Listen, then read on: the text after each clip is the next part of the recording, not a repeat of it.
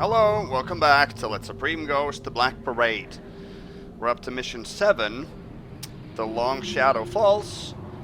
After our visit to the Keeper Sanctuary in Mission 6, we're now going to turn the tables on DeWall and bring about his demise, hopefully. At least his capture. So let us simply go ahead and load up the end of Kept Away From You. I'm not going to have a revisit to that mission. There was nothing that was brought up in chat or comments that, at least not something significant that I missed. The only thing I was wondering about, which some of you brought up, is where the Keeper that you are supposed to follow ends up in the hideout. And he ends up in, well, he goes to the Elder's office and drops off a note, apparently. That was the note we read on his desk. And then I think he ends up in the Blue Flame Tower or something like that. And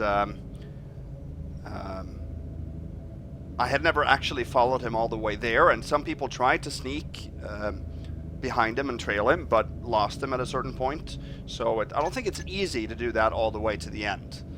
But luckily you didn't have to do that. So I also had a poll running towards the end of the premiere session where I asked if Kept Away From View was in people's or players' top half or bottom half out of all the missions in this campaign. And it was about split, 50-50. Pretty much right down the middle, where yes or no answer.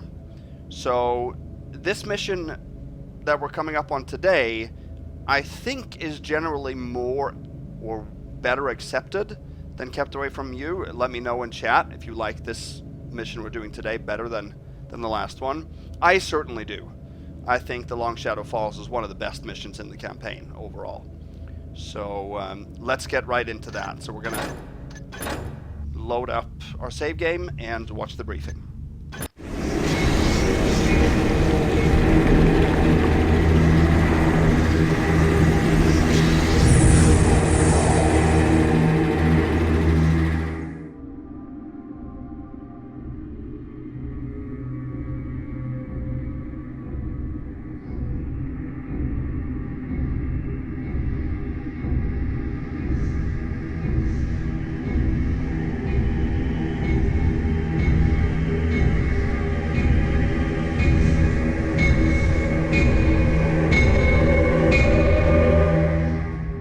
Things were not supposed to go this way, and I was foolish to think this would be painless and easy.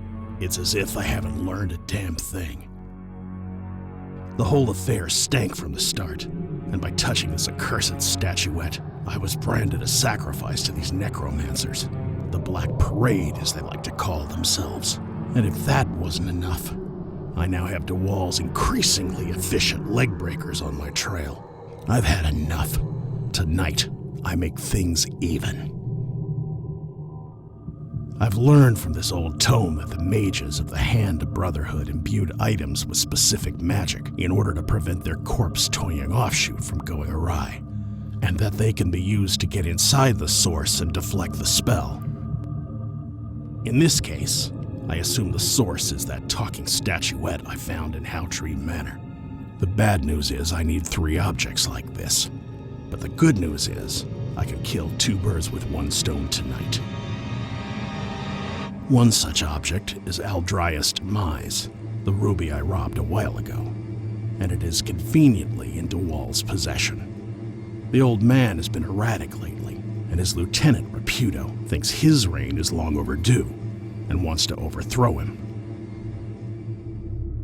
He managed to deliver to me through a third party a letter with instructions, a detailed plan. It's audacious, and I happen to like it.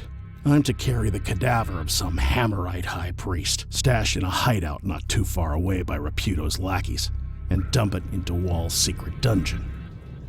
Reputo will take care of the rest while I'm free to steal that ruby. Again.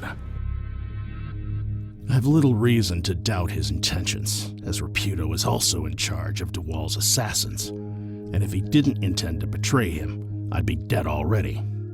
There's only so much he can do to slow them down before it gets suspicious, however, so I better act quickly. This is the perfect opportunity. DeWall's manor is heavily guarded, and breaking in through the front gates would be absolute suicide. DeWall has recently installed Hammerite security devices in key locations, and has very well-trained house guards. Guards he doesn't even seem to trust anymore. The guy has always been on edge, but it's been getting worse lately. Reputo, ever helpful, gave me a very detailed map of the manor. Too bad I have no information on DeWall's quarters proper. I doubt this job will be easy, especially with a dead weight on my shoulder. But no amount of security will stop me, and every place can be broken into. All right, old man. It's just between you and me now.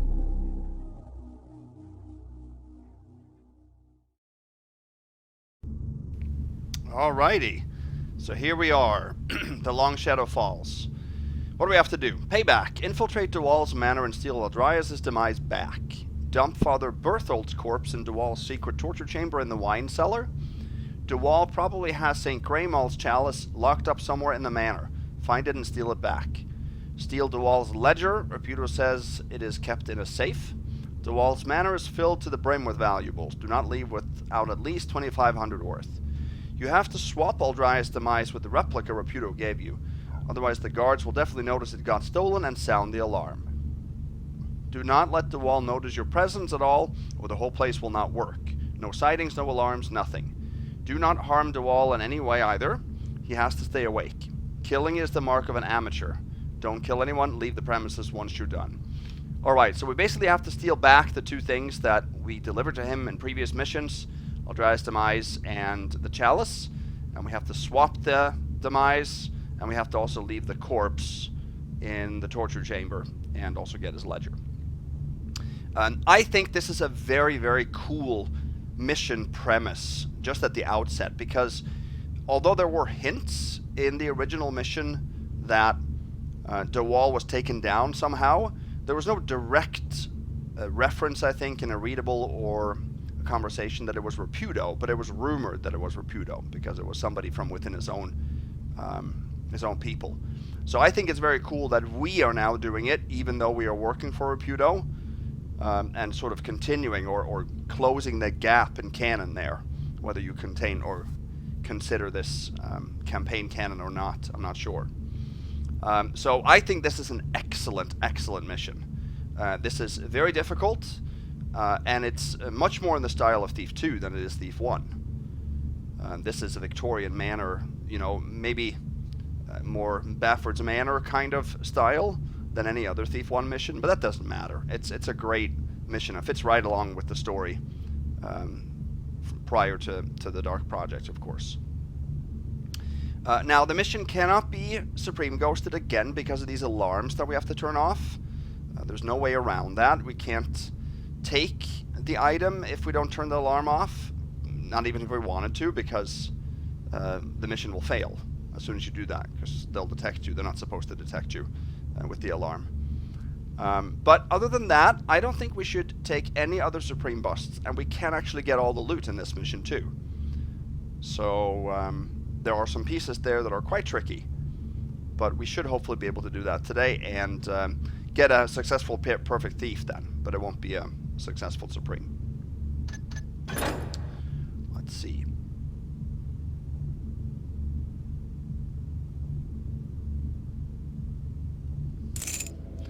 Alright, so we have 3 rope arrows. We do have a healing potion, which is actually important. It's always nice for Supreme if you have 1 potion in your starting inventory, if you need to cushion it for anything else, whether it is for yourself or an object or something like that. And that we're actually going to need it for in this mission.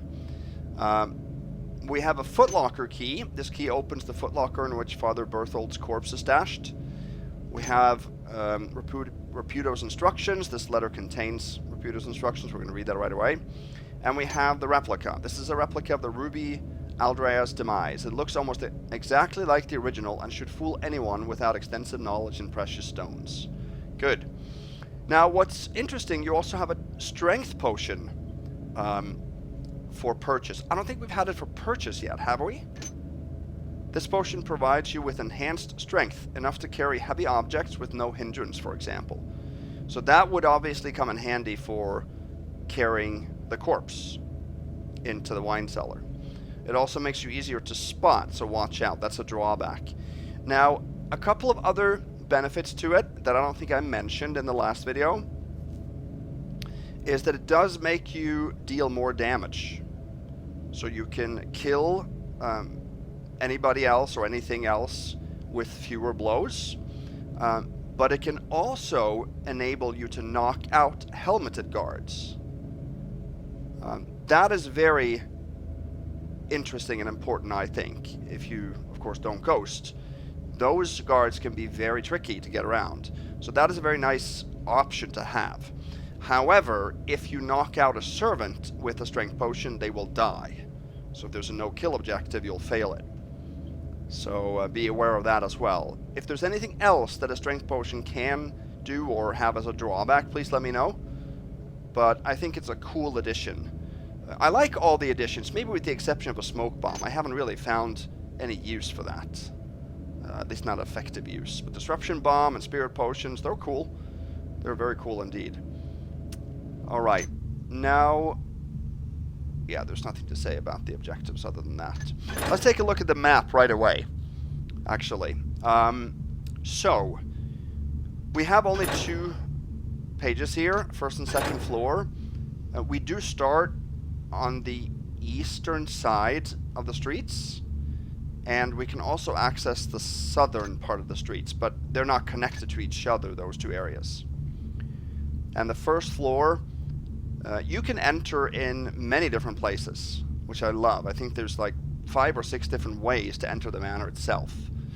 So, in the briefing it said that entering through the front yard is suicide. That is not true. You can enter via the front yard. There's a hole in the wall, and you can sneak up into either of these rooms, and it would be easier to go east, and then access the rest of this floor from there. That is possible. It's not easy, but it's possible. We're actually going to leave through the front yard, just so I can show you that. There's also a person, a guard there that we're going to take. And then the X's mark the periscopes. There's a lot of those on the first floor. Around the foyer, there's 3. This one, though, is outside and it points south, so that isn't too important. There's one here in the southwest that we're going to bump into. Then there's 2 in the gallery. Notice that they're in the northeast and the southwest corner of the gallery. And that's where the Aldrius Demise is. There's also one in the north hall. And that guy we're going to deal with quite a bit, because it protects a piece of loot that is very tough to get, especially for Supreme. This is prepared by Arnold Feeney and Associates in High Watch, or from the High Watch. And then the second floor is easier to navigate, for sure, because there's hardly any cameras. There's only one outside the security office right there. This staircase takes you up to the 3rd floor and accesses the walls, but you can access the walls from the library also.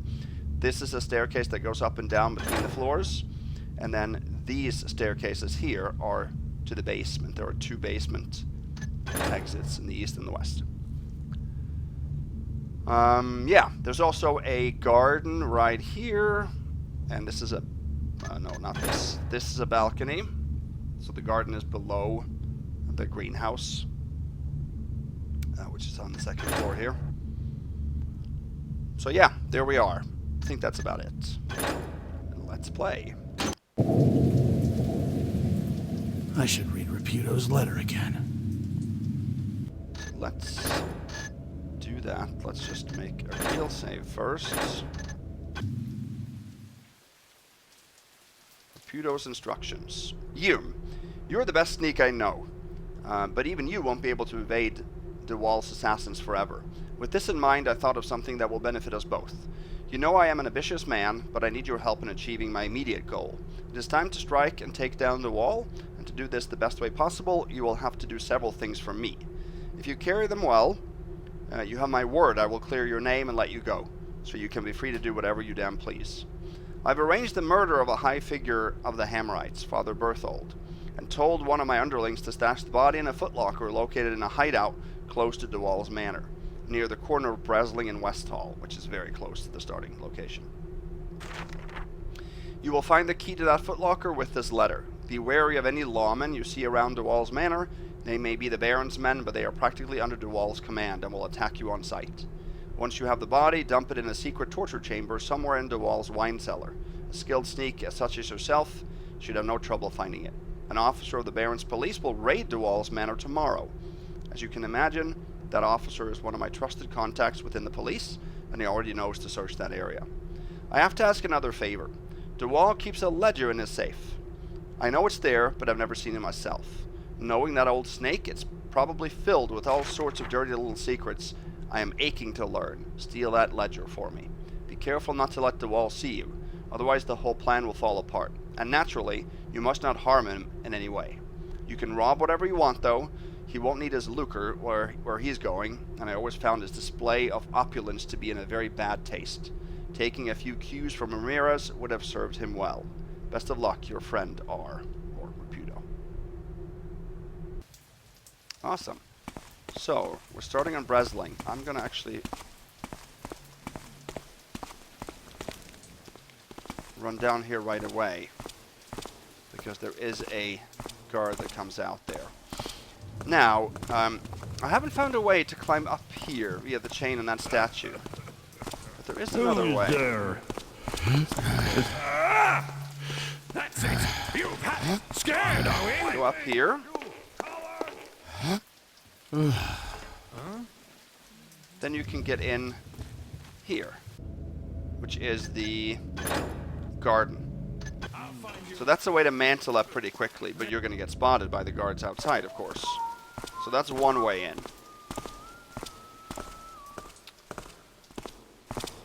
Let's see.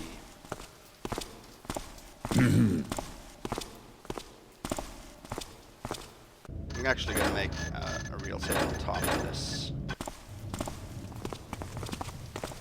I'm going to show you a couple of other ways in. What was that? These can't be opened, but that looks like it's an access to the basement, maybe.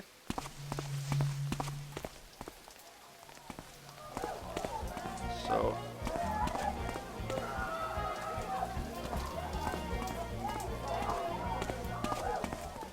Nothing here but debris, but there is a sewer entrance.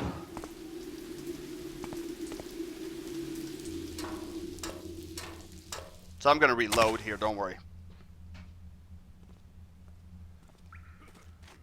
So now we are in the sewers.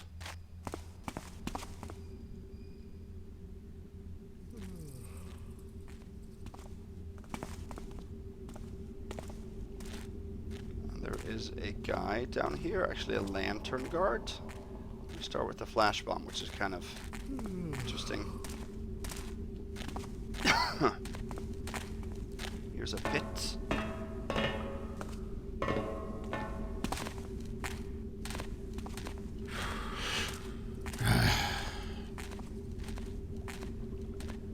Bones, and it looks like what is a cheese and a loaf of bread or something down there next to the bone. There's a wooden board there, so I thought you could get into this pit somehow and get down to the bottom, maybe? If there is a way, let me know. Huh? Don't you move! Let's knock him out. Start with a flash bomb, which is kind of cool. So yeah, I don't think there's a way to get in there, but let me know if there is. I love stuff like this. Places you can look into, but not actually visit. It just makes the mission feel more, well, bigger, adds depth to it, but it also makes it a little bit more ominous and eerie, perhaps, especially in an area like this. And here is a corpse that's been hung upside down from a lamp, maybe drowned that way, which is kind of cruel. Okay, so we can go this way. I'm first going to show you this area here. So that just takes you back to where we were originally. This is Lord DeWall's property. Keep out. So this is another way into the manor, right? This is locked, but it's pickable. I don't like picking locks unnecessarily, but there is a key that can relock this. It's a portcullis key that you can get in the basement, but it's on a guard's belt. So you can return it then, but only to his patrol route. And that's a little bit too messy for me, or for my liking. Here's a moss arrow too. Here's a readable. The Lord don't like the idea of unwanted visitors prowling around in his sewers, be they toshers, greasehanders, or any other git. You have to ask them politely to leave the premises, lest they end up as long pig on a butcher's display in Zealot's Hollow. Speaking of sewers, got any news on the network under the Seraphic? The Lord would like his associates to have a discreet way in should his new friends think of double-crossing him. Now, Zealot's Hollow is a mission by Zorax, I believe. It was the winner of a contest, one of the early New Dark contests in 2013, I think. I haven't played Zealot's Hollow, but it's been on my to-do list for quite a while. So let me know if that is something that I should play. It's a winner of a contest, so obviously those would always be on my radar. But I don't think I've played any of Zorax's missions, so let me know if he's made anything else, you know, of note. But yeah, that's the reference there.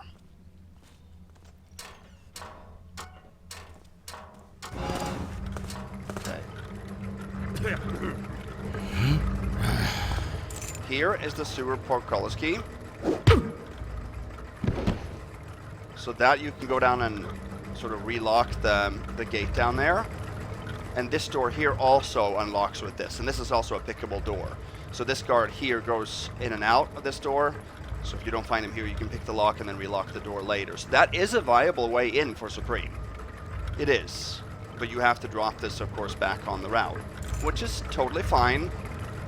Or at least fine. For me, it isn't totally fine. But this is possible. And maybe actually this would be one of the more likely ways for most of you to have entered the manor. See? This locks with it. Just proving that. Let's take a look at this way.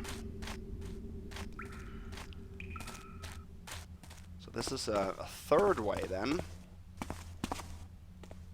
There's a dead swiel. And another ladder.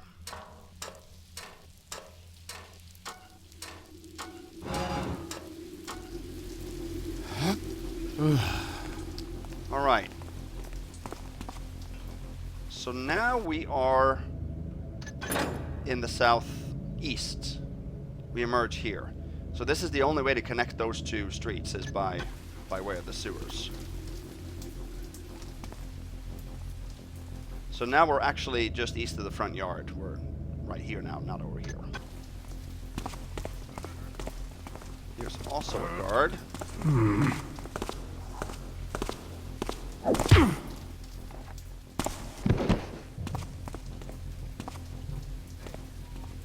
here are our front guards. They're halberdiers.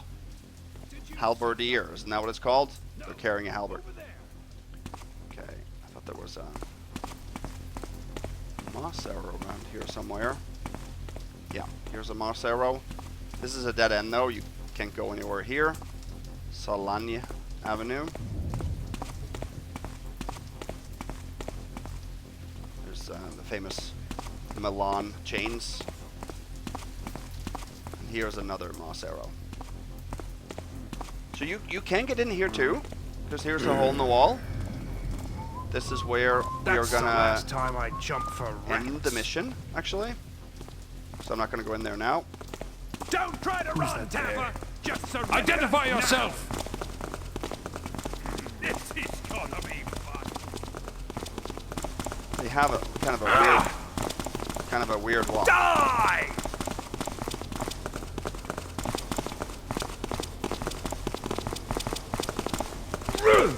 All right. Enough playing around. So that's it.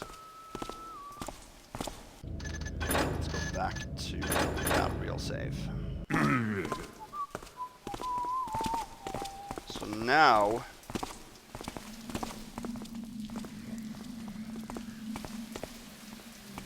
we're gonna head in here.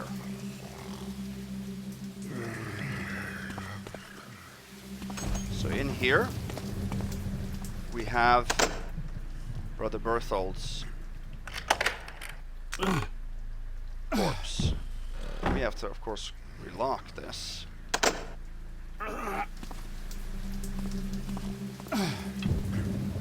We're gonna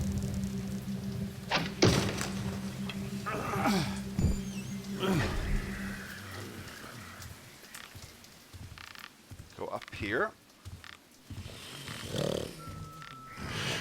I mean, the fact that Hume can carry a corpse and climb up a rope at the same time, just... Okay, I don't want that. It defies all logic to me, but he's a talented guy, I guess. Re-grab our rope.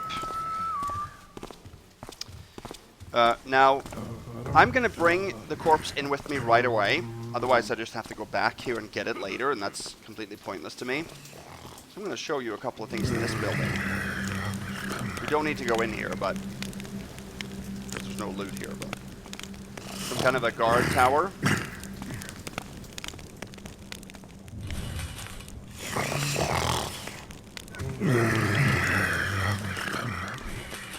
Here's a strength potion. If you want that.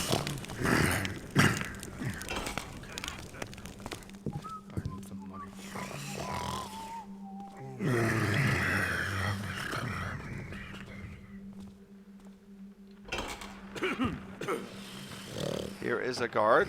He has a couple of positions that he stops in.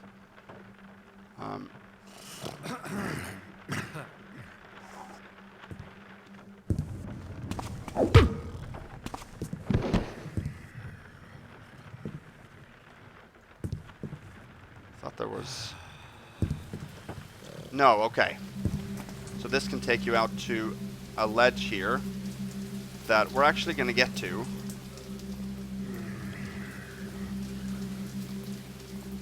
Okay, I thought it was stuck for a second.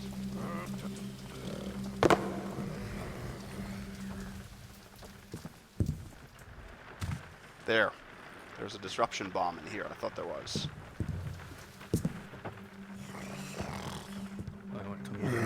Down here, there's just a couple of loaves of bread. Can't go through here.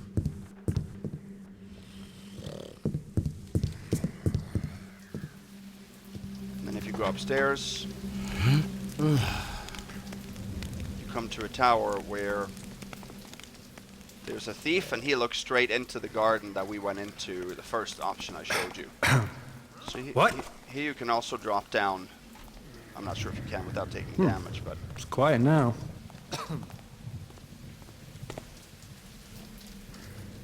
So yeah. That's really not a building with much purpose.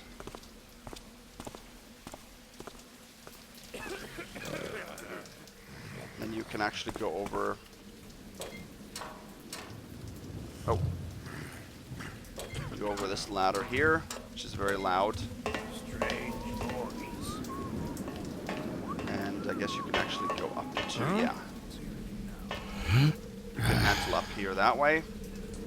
We're gonna have fun gutting There's you, no boy. real other ledges you can get to from here that I know of.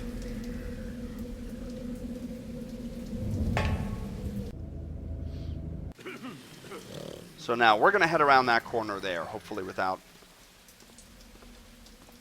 any problems carrying this guy. Just have to wait for this guard.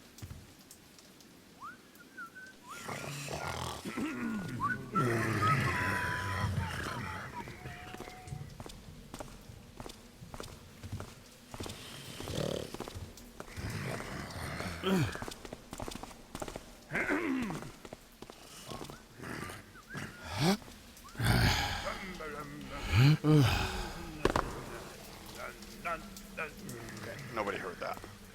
Here's a rope arrow. Just you wait. Oh, somebody did hear that. You can't.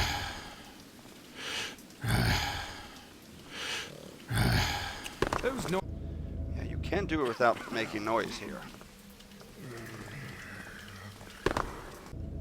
But it's a little bit tough.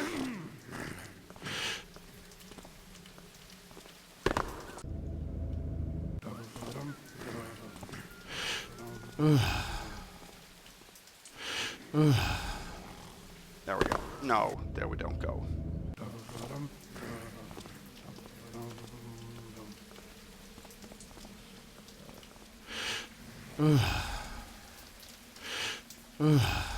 What's that?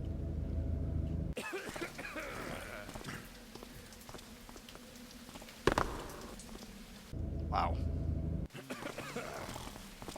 Can I maybe just slide down here a little bit easier?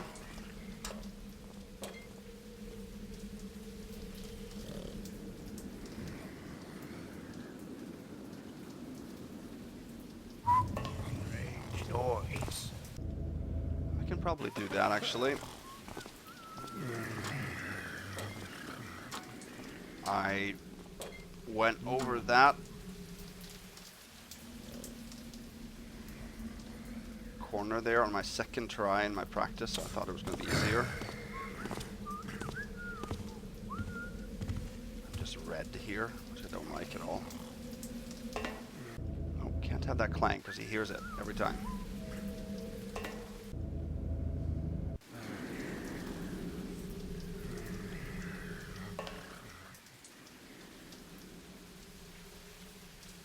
Gotta stop. Yeah, so now that was just the first alert, but he heard it still.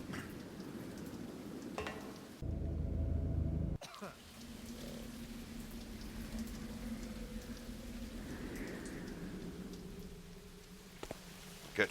There we go. So yeah, here's a rope arrow.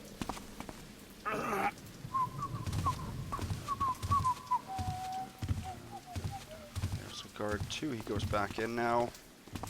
Guard up here, but he doesn't see us down here.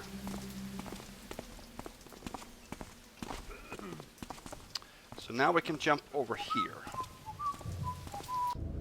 With a little bit more speed, perhaps. Okay.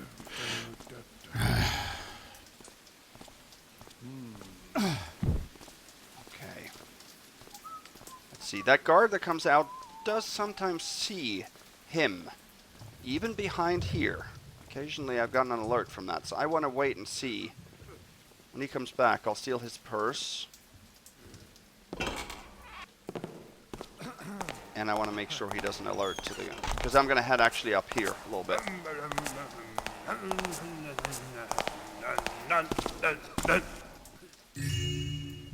Take his purse worth 12.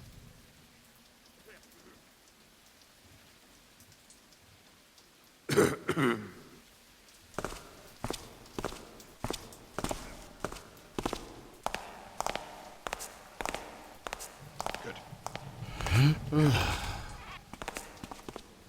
I'll actually rope up here.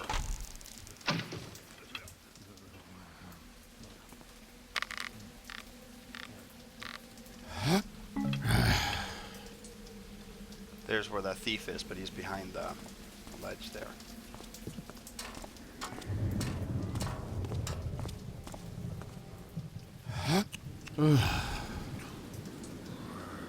There. So, that was the fourth way in, wasn't it, at least? The balcony there, which is just what we're going to take, and you can go in here through, through this window.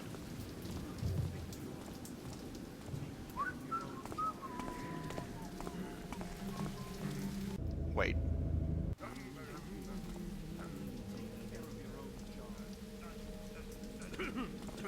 Oh, yeah. What's that? It's a conversation that a guy downstairs that's cleaning the floor sometimes has. There's a gas arrow over there.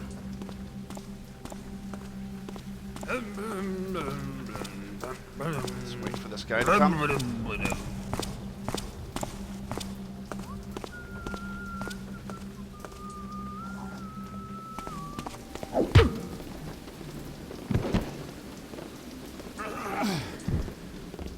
This, you can actually go down here. There's obviously wood that you can fasten your rope into, and that would take you into the upper level of the ballroom. The ballroom is actually on the first floor, but there's a walkway around it, so the window that we're looking at would be right here. But that's a very exposed area, so not recommended, perhaps. So here's the gas arrow, and there's nothing else back here.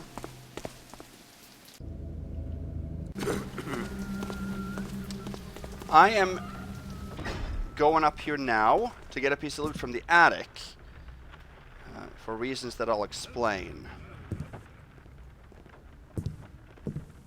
That piece of loot is right back here. It's a green vase.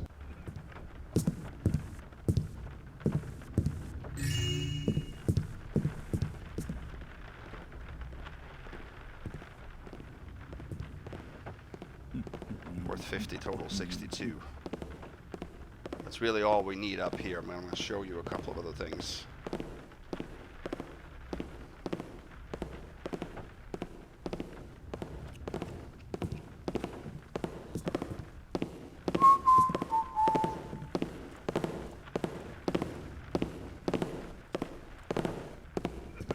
Who's there? Is someone there? Hello? Anyone there? Here's a door down, or ladder down, door accessing it. And here's a door that is pickable.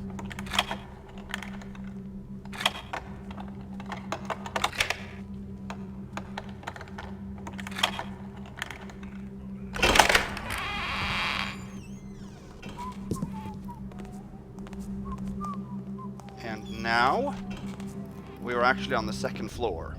So that's this little closet. So that door is pickable, and there's no way to relock it. So I don't want to pick that open and leave it unlocked. So that is not going to be my way of entering either. But I wanted to access the attic to get that piece of loot. So that's why I went up the way I did. Hello? Show yourself. Here's a rope arrow. There's a dead spider and one, Must have been imagining things. two, Sir?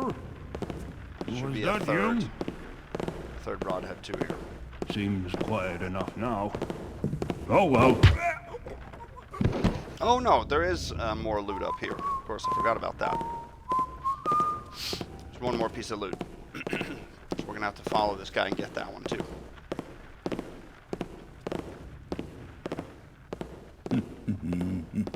Yeah, there's a table with a coin stack over here. There's a lot of loot in this mission, so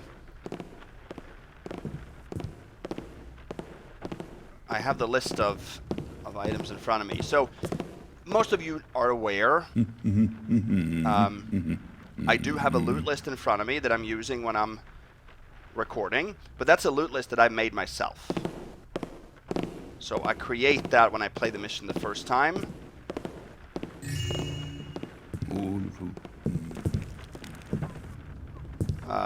So that's not a bust. You're not allowed to use loot lists for ghosts. Unless, of course, if you create it on your own. Is someone there? Up here there are a couple of moss arrows. Oh well. There's 3 of them, actually. Don't know what it was. And here is a footlocker with another disruption bomb. Quite a few of those. And those are very useful in this mission if you don't ghost, because there's not that many torches, there's more electric lights. Alright. Just making sure, yeah. 67, we got them all.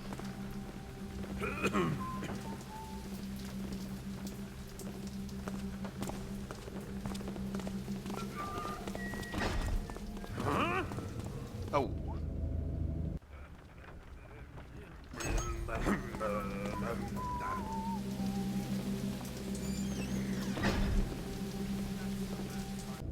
Huh.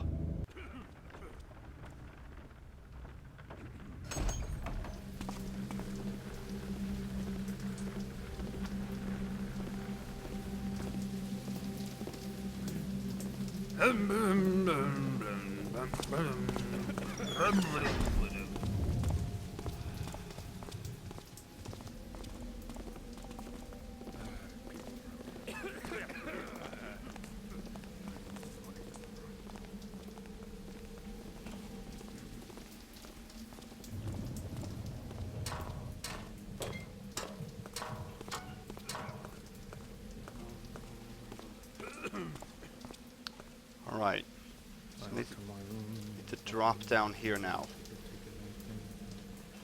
If we do it like that, you can do it without taking damage if you land on the edge there. Oh. Okay. What's that? Who goes? Don't see anything now. Wait. There! Was that from the... Ah! Was that from seeing the corpse? If that's so, then I have to restart it. Or redo this section, because...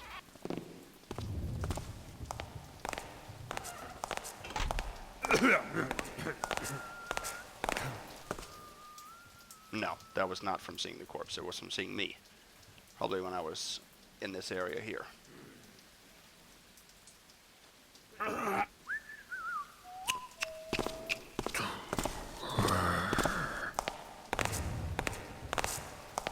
Yeah, it was from me being here, and he saw me through the... There he is there. Okay. This door straight ahead is the door that goes into this area and accesses the ballroom.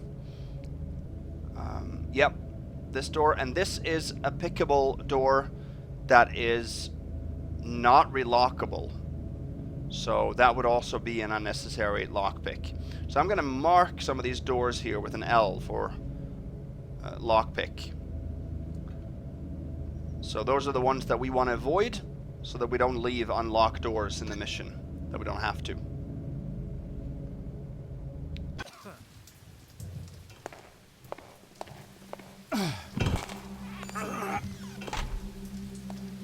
Okay, here are 2 gold vases.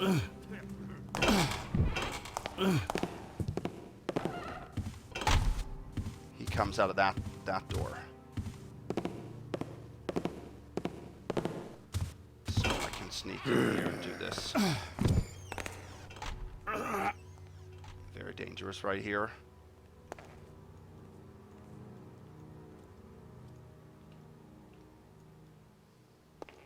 There.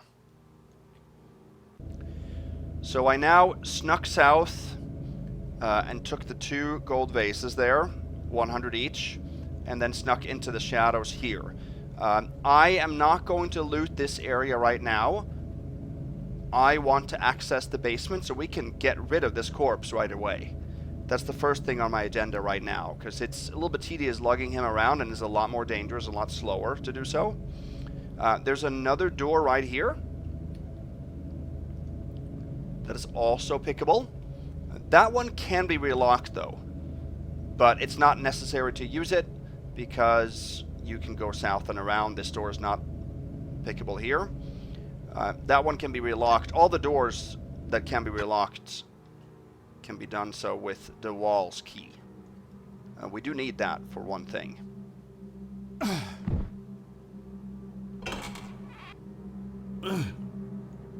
So I'm gonna need to take that key, but I don't want to go back, have to go back down here. So we didn't get spotted by anybody there.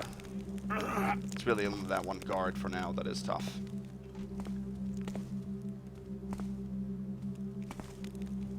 So let's head down to the basement here.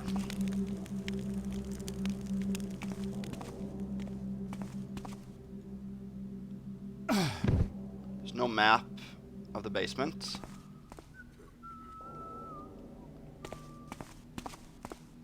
So we're now at the far eastern end. There are some guards beyond windows there, but it's not really that dangerous here. Gold candlestick. Let me drop down here right away. Can we do that without taking damage? I thought we could. No. We should be able to.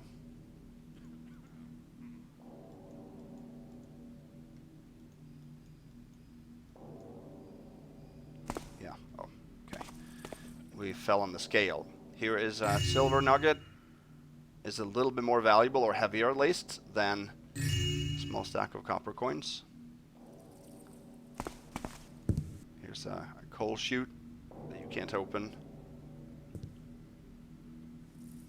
At least not to my knowledge.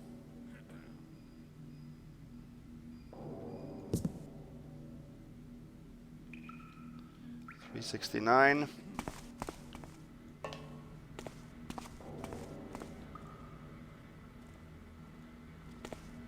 Here's a stationary archer. He does turn around. I didn't think for the longest time he did, but he does.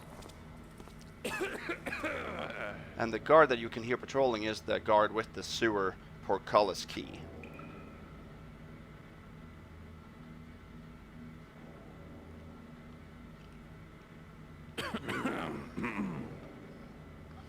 Come on.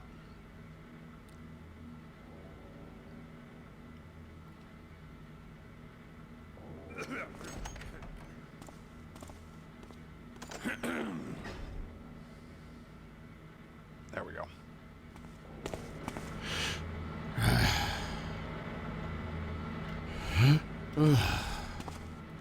Go in here. There's a bottle of wine in here. This door over here is locked, and I don't think it's pickable. Whoa, that would definitely count too.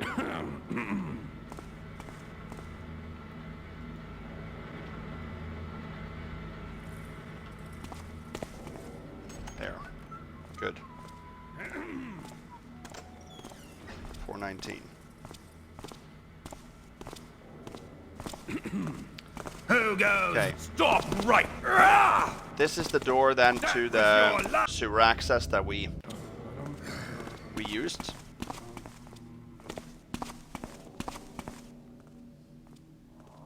Is he coming down here? I didn't know that.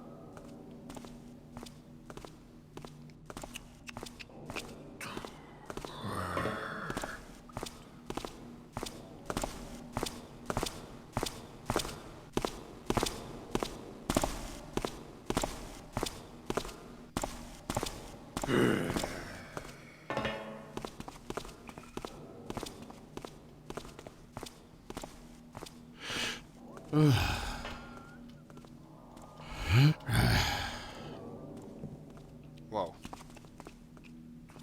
Okay, there, I want to go back up here.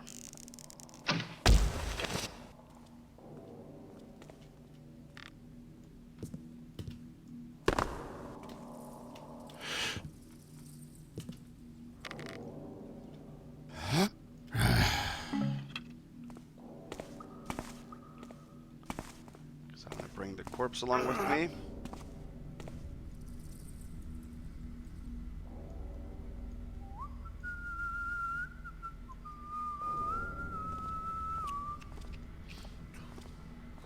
Here's the door that can't be opened. Okay.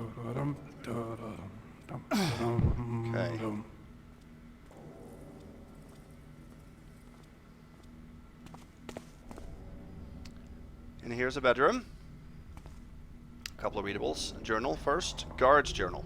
The captain insists we keep a journal, and since I'm the only one among the boys who knows how to write, I'm the one who has to write in it. What's the point? Nothing ever happens here. Boring. High screams right out of some opera coming from the kitchen. Perry threw a rat at the scullery maid as a prank, but the Lord didn't really find that amusing. 2 days of withdrawn wages. Really funny, Perry. The Lord is as tense as a bowstring lately. He was never the cheery type, especially since his lady died a few years back, but he's been doing nothing except spend his days in the study for the past week or so. Halbert came in to bring him a message, but he couldn't be found anywhere. The food is great, but it's been getting harder to digest ever since that Selignian cook started working here. Good advice from Petrus. Don't eat anything this cretin is incapable of naming without using pompous names such as duck croissantine with maltourtois sauce. My stomach's been torturing me, and the captain found nothing better than to assign me to security. The Lord brought this fortune teller and sees death everywhere. Properly paranoid. Everyone's on maximum alert, but if I have to go to the latrines, then so be it. And to the trickster with my post. Alright. And then we have a readable here, or notice. Alarm system instructions. To the house guard, the Lord's Ruby is protected by an alarm system that triggers as soon as the glass case is touched or left open. The alarm and the periscopes are controlled in the security office on the second floor. The alarm automatically reactivates after 5 minutes if it ever gets deactivated for whatever reason. It goes without saying that these devices must remain active at all times. A guard should always be posted nearby, but the door can only be opened with my key, your captain. Okay. So this is important information. It shows that the guard captain has a key that accesses the security office, and there's a guard outside that security office too. In there you have controls for the periscopes and the alarm, and it seems like you have to turn off the alarm if you want to open the glass case even, and you have to close the glass case once the alarm goes back on. But if you turn it off, it goes on again automatically after 5 minutes. So that means that you don't have to turn it back on, because it'll automatically go back on. Interesting.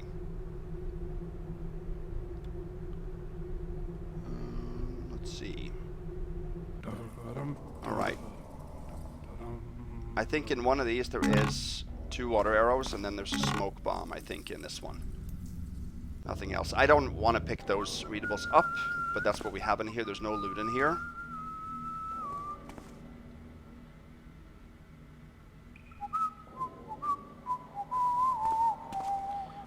Show you something else too.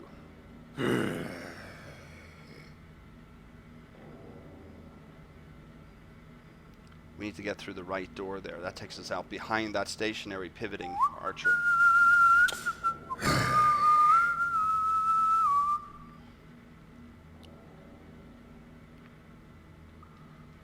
Is that you? I'm gonna knock this guy out. We can actually listen to a conversation in the next room.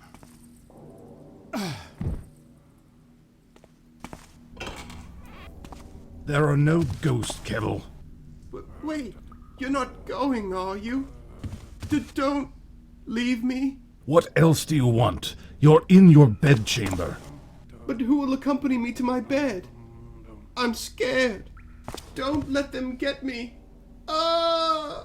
And if I accompany you to your bed, then who's gonna accompany me to mine,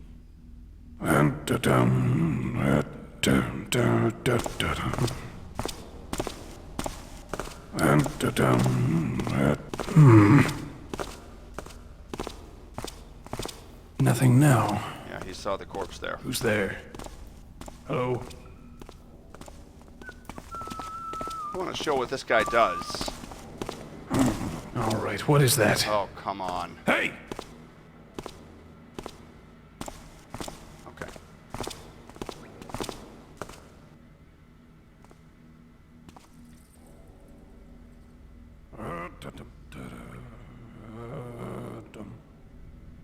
Okay, he should do something now.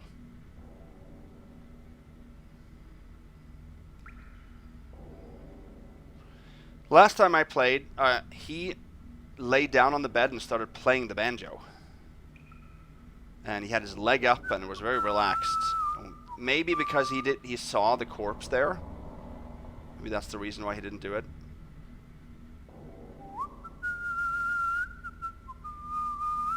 Yeah.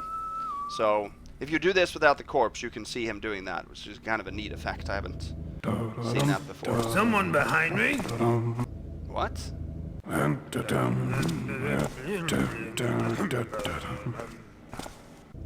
Are they? Someone behind me? Is he seeing the corpse here? Seems clear enough now. What on earth? Yeah, he is actually seeing the corpse. They're very vigilant when it comes to this corpses here.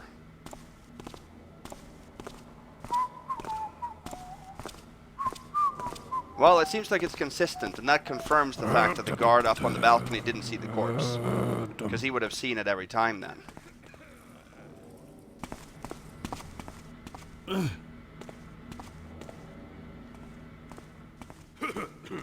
Oh. He can probably see me there.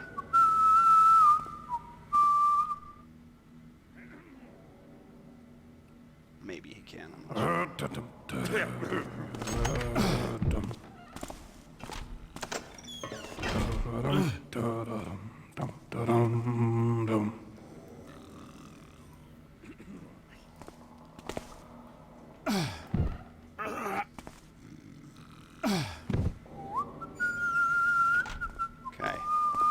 Here? Who's there? Yeah. They do see the corpses. It's more like there's just proximity to a corpse alerts them.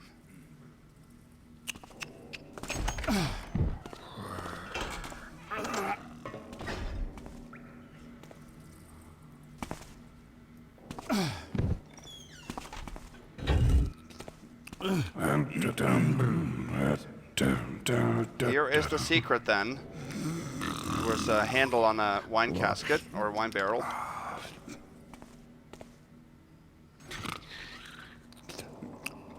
There you go, Father. Have a good rest. So if we then drop Father Berthold into here, it doesn't matter where you put him really, then we check off that objective. And this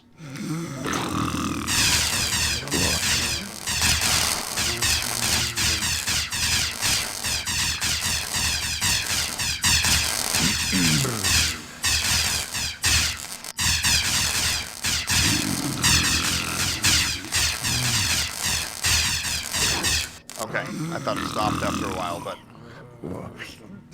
it turns on the electrical shocks for the proper torture effect, right? This guy here, you should not tip on your chair like that. I keep telling my kids that all the time, but they don't listen, and neither do you.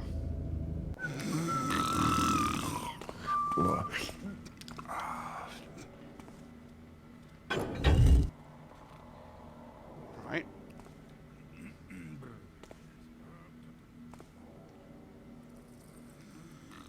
Okay, so we almost have what we need here in the basement. Just one more item we're going to pick up. So, I know that that switch is quite concealed, but notice that there isn't a tap on the other barrel. And it's not a very big wine cellar, so since the objective already said that it was in the wine cellar,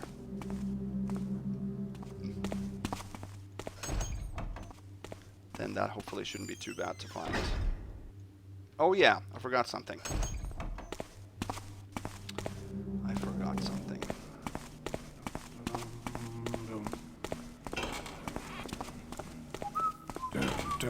There are no ghost kettle. Wait, you're not going, Here, are you? there's a healing potion, I Don't think, in this. Leave me. What else? And then there's a newspaper. The City Tribune, 9/21/33. Duel at the waterfront. A duel was fought on Mornsday morning in a field near Wayside between two Sancabrillian aristocrats. One of them had his stomach pierced with a jousting spear. He was taken to a nearby apothecary, where he lies with little hope of recovery. Mounted on his horse, the survivor galloped to the docks, where he escaped aboard a ship just about to set sail. The hour of the duel had been fixed expressly to favor the survivor's escape. Witness claimed the quarrel originated from a fiery discussion about who had the longest spear. More on page 6. Unusual hanging. At the execution of Godric Fogg, a notorious thief from Stonemarket, the executioner actually played the part of a buffoon to the populace by taunting the hanged corpse, saying, "Are you dead enough, my friend?" He also shook hands and danced with him, then struck the dead body with such violence it caused it to spin. Lord Bafford commented, "It was certainly a grotesque spectacle, and the hangman behaved worse than a brute. But it isn't out of place in our fair city. Everybody knows that an execution is a signal for distraction, amidst the selling of pastries and sausages, and the mellifluous cries of pie sellers." More on page 8. What else do you want? You're in. Very intriguing. Alright, no, this is the direction we're going here. Alright, so here we have some kind of a supply room. Talisolite, levy paid. Not sure what talisolite is that a kind of a stone? Gear oil, levy paid, and papyrus, levy paid. Should be some fishing. What else?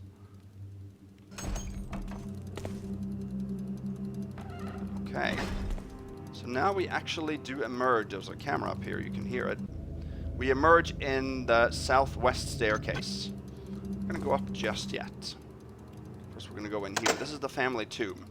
Now, notice the face of this statue. Normal face, right?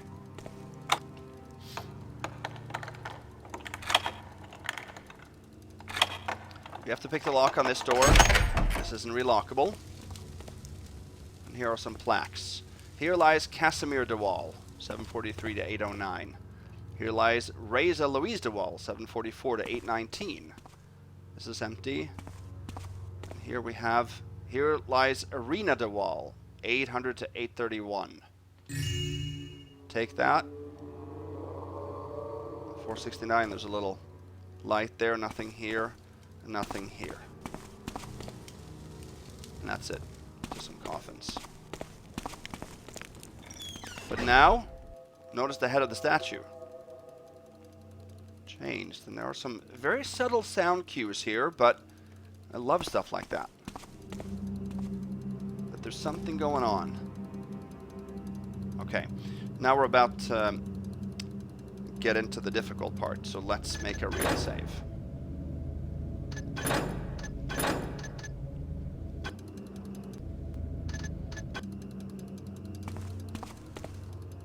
There's a camera here, and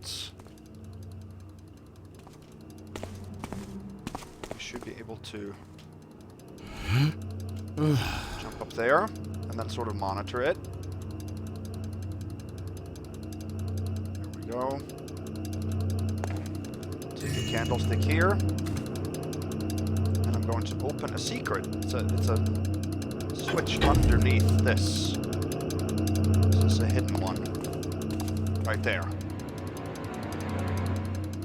This is a very useful secret. And it is from this room. It takes you in here. It goes upstairs only. And it can access this hallway and the gallery, actually, upstairs. Let's see. Whoa. This door here, which is then this one, is also pickable. It is relockable with DeWall's key also, but we don't want to have to go back there.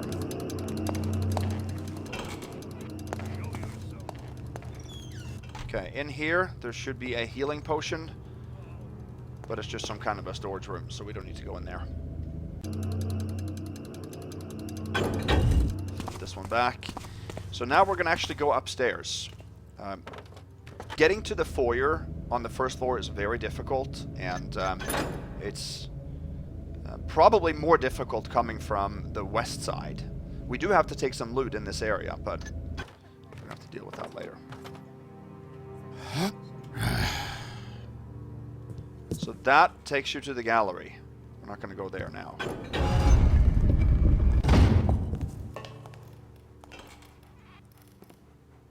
Okay, so what you can hear there is actually the guard captain with his dog. I can't wait to visit Mirabelle. Here's the switch for closing of that. So now we're on the upper floor in the western section in this hallway. So here's a guest room. We're going to have to pick the lock on that.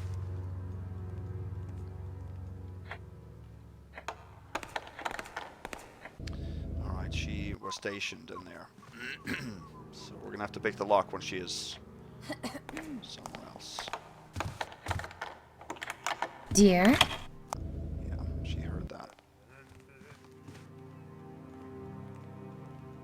I can't wait to visit Mirabelle. I can already smell the grapes ripening in the sun.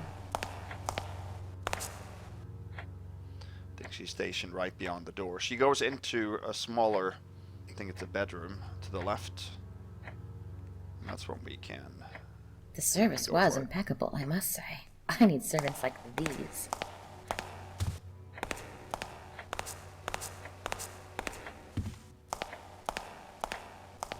I can't wait to visit Mirabelle. I can already smell the grapes ripening in the sun.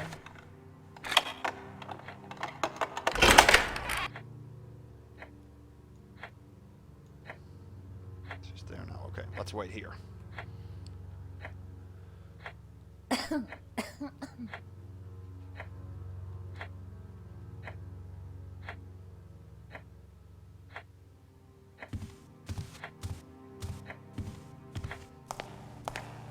Good. To think our tithe money goes to pay these pusillanimous watchmen. Two of those. This is empty. We've got a readable here. I'm ever so flattered by your very kind words, dear, and I would love to see you again. With this prospect in mind, I intensely yearn your graceful and eminent presence in my wealthy but lonely manor house. I've acquired a rare and delicate flower with beautiful, shapely pink blooming petals. I'm absolutely certain you'd love it so very much. I cannot wait to show you my wonderful pearl as well, that I acquired from an exquisite shop in Stone Market. And after you're done strolling in my garden, you could eat some of my little treats I love to cook for you. For instance, my tasteful buns, which I know you're so fond. With my affection, A.K. Up in here, there's also a moss arrow.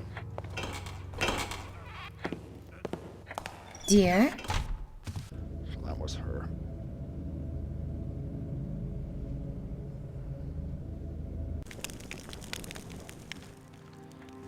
Hearing me. Stability. Something impish, I'll wager. Okay,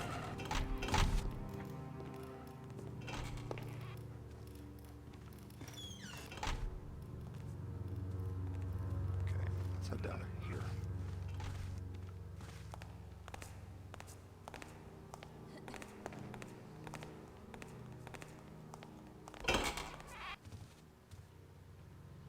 There's a guy that comes in here occasionally, but not often. This one we're gonna have to pick. There's loot in this.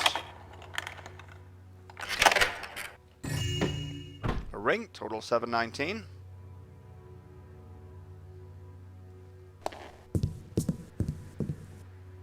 And there's a green vase. And there is a readable.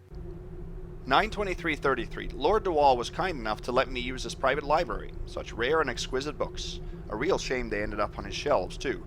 He will never make use of them one whit more than an eyeless man would enjoy beauty and favorites. Gesta Regum Chandelier. Old history book written by an unknown fellow named Benegidus. Pages are so old they crumble under my fingers, and they are written in a sort of pseudo-ancient dialect, but are easily deciphered. An interesting passage I translated.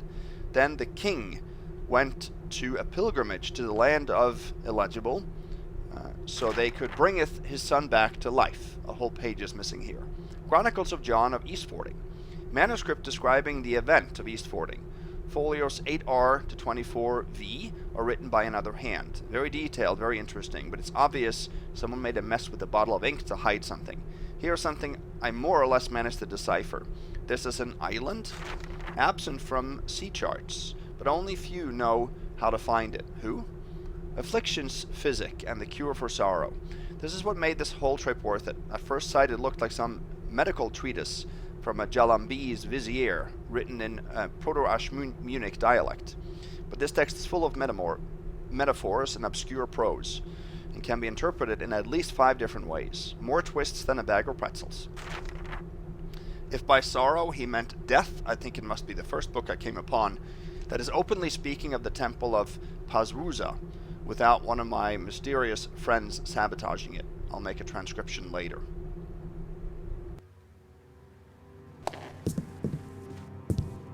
Alright.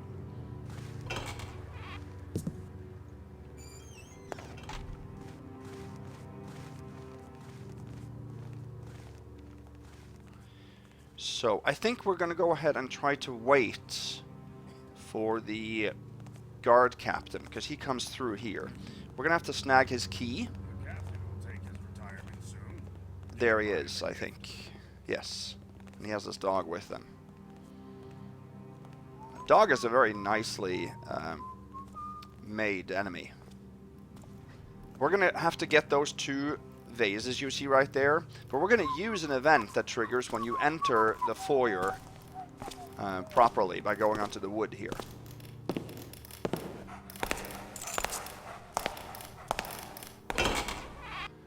Because there's a lightning that's going to strike and take out the power.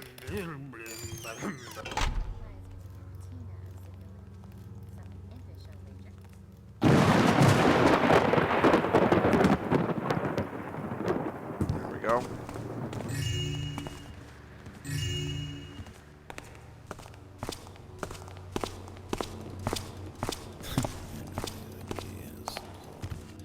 Drop down here.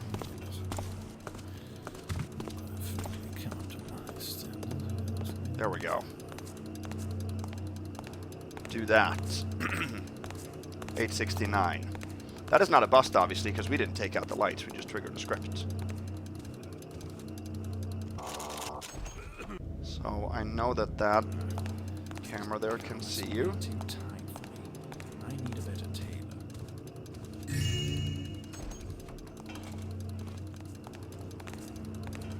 There. We're also going to take the same one on the other side there. That's the best way I've found to take these pieces of loot, is coming from above. It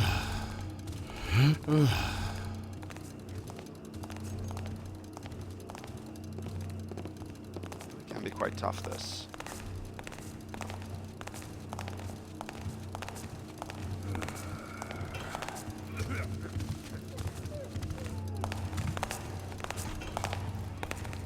Now the guard captain, I think, came back. He makes a loop. He goes around here. So it's very predictable. Okay, let's read this. Guest book, 23rd Vindemia. Room 1, Duchess Kuranov. Business with the Lord, don't disturb. Room 2, Mr. Yarnum. Visiting the manor, access given to library. So I assume that these were the two rooms that we just went to. Room 3, vacant, needs cleaning. Room 4, renovation in progress. The renovation room, I think, is this one. You'll see later on. I'm not sure where room 3 is. The one that is vacant. Maybe that's this one? I think there's loot in there, so strange that it's vacant, but anyway.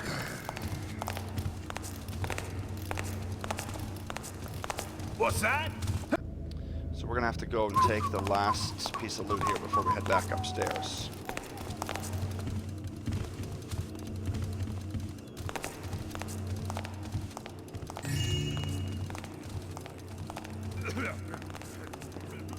There we go. Good. Nice.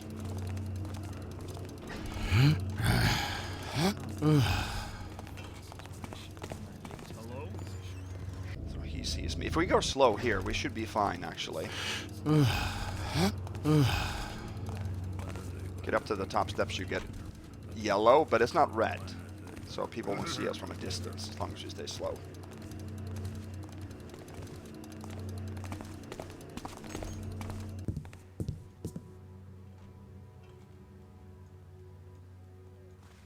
Go. Excellent. Okay,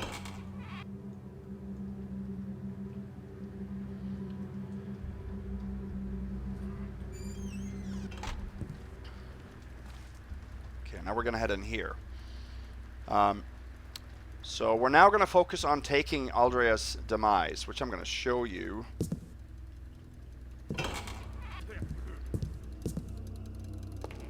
Notice that guard in there.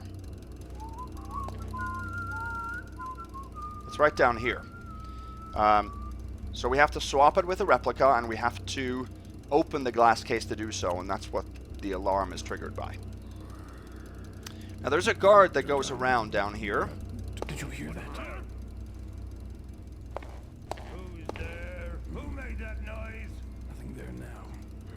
And I think he's sitting down right now. I want to make sure that he isn't stuck, because that would be detrimental to my run.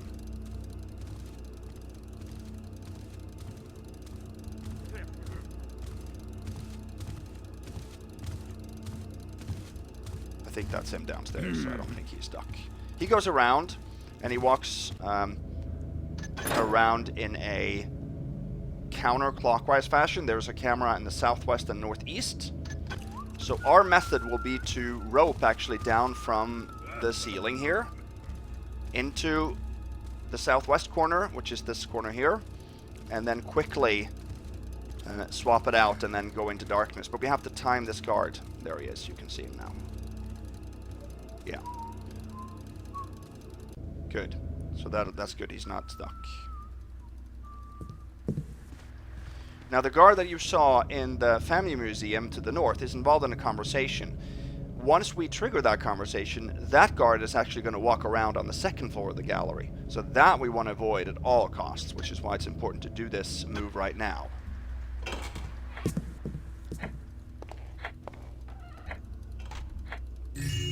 We're also now coming to a very difficult area outside the security office. There's a guy that needs to go to the restroom all the time. We can use that to our advantage.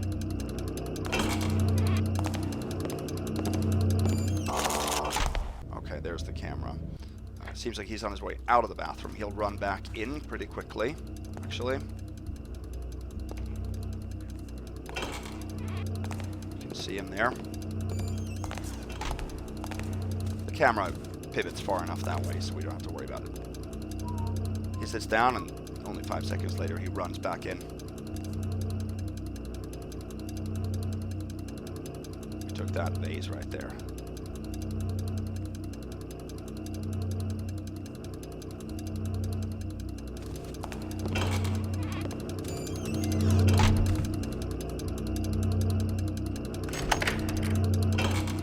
Don't make me come fight. He heard me.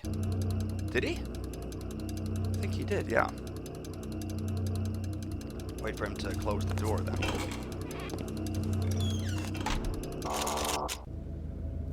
Too eager there. So this next couple of minutes here, we'll have some serious moves. It's difficult.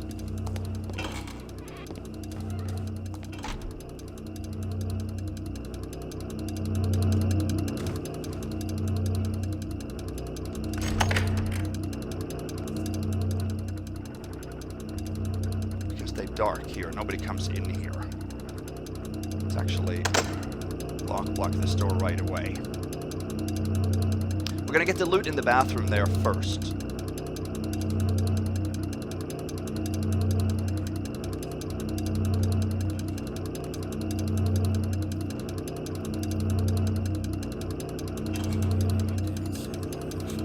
Actually, we can maybe go in there right away. Doesn't hear the door. Yeah. We moved slow enough there, he didn't see us.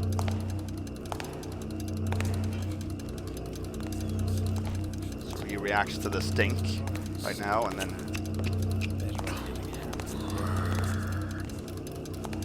There's 2 pieces of loot in here that we're gonna take.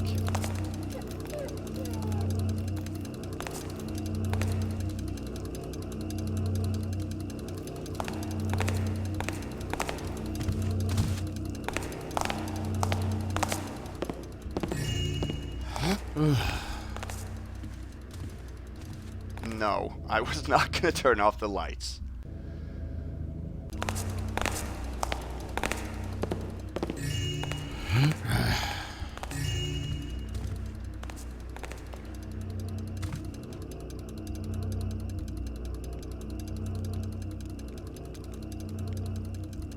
There we go. I made a little clang there, but he didn't say anything. And he should have because he was walking, so he didn't hear.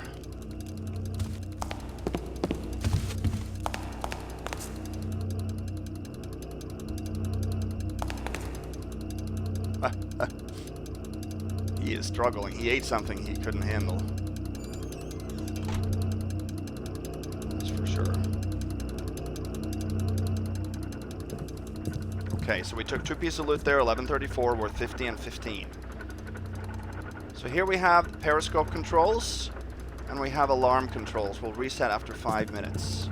We don't need to turn off the periscopes. What I kind of want to wait for now is the security guard to come through, because I have to head now west, and I don't want to meet him in the middle of my run here. He might be the one coming here. We also have to time this guy, but he's in there quite a while, so...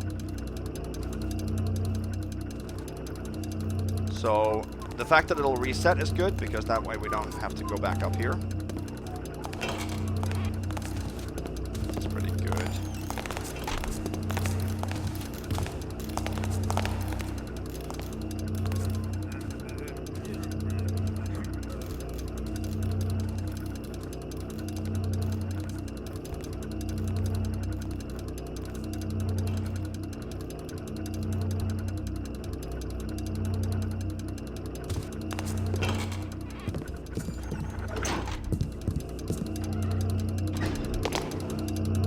Can't do that.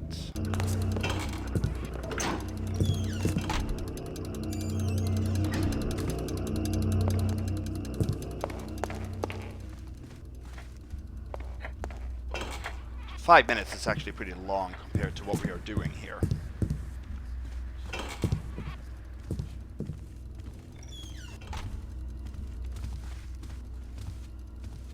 Let's make a real save right here.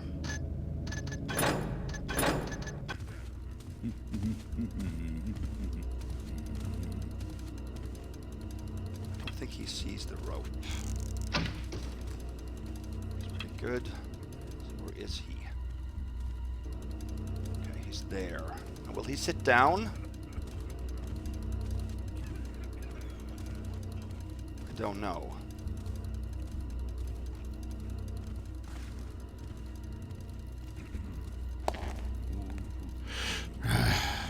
He will.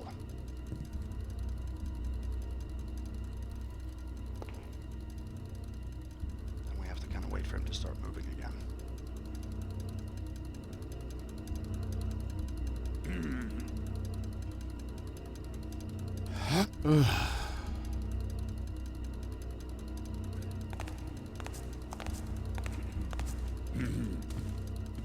There. Here's Aldrius Demise, lying in plain sight. We have to drop a healing potion here, otherwise we make noise.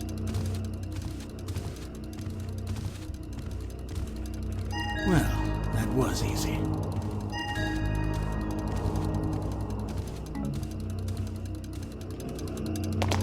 Oh, I did not mean to jump that far. Here's Aldrius Demise, lying in plain sight.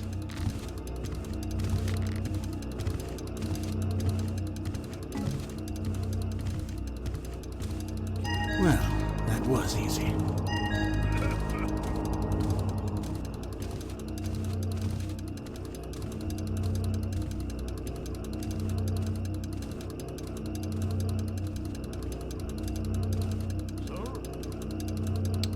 So if you go around that pillar, you actually won't get spotted. Here's Aldrius Demise, By lying that, I in can be a little plain bit quicker here. sight. Sir? Didn't drop fully, because I think Here's the rope Aldrius was... Demise, lying in plain sight.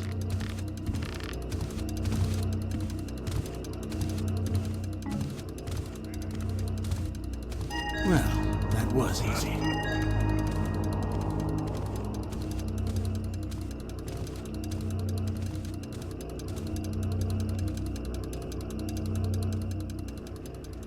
Down here, you can take 3 more Don't pieces of mind loot. if I do.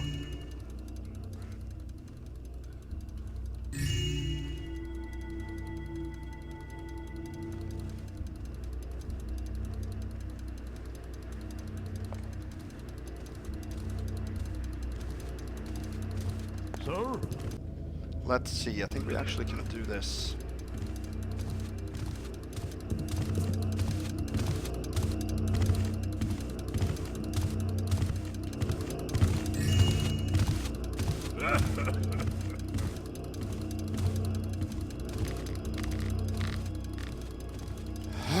Let's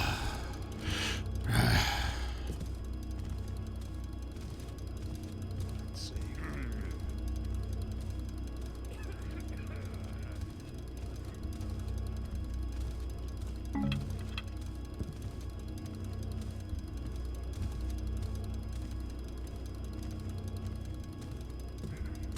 There we go. That is fantastic, isn't it? That is just excellent.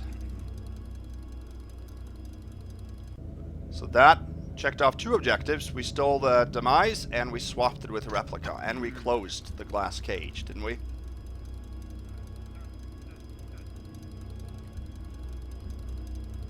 So, of course, we did turn off the alarm. That is a bust to Supreme, so we busted Supreme there, but hey, it's by design. There's nothing we really can do about it, so we'll take that. I wish there was a way to avoid it, or I wish it was worded in the objectives differently, but...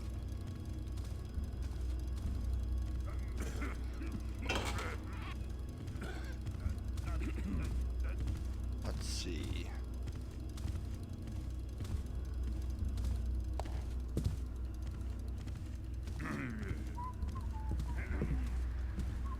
He comes through here, so let's drop the security key right away. We're going to go and listen to this conversation. For a dirty lowlife, he seems rather proud of the fact he's poor. They say beggars take pride of that fact. Well, they know what they have can't be taken away. Why would anyone in their right mind want to take their poverty away? I didn't say the poor were smart. I said they were proud.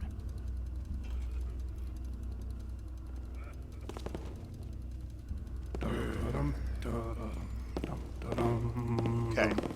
So downstairs, we did take a sapphire necklace worth 100.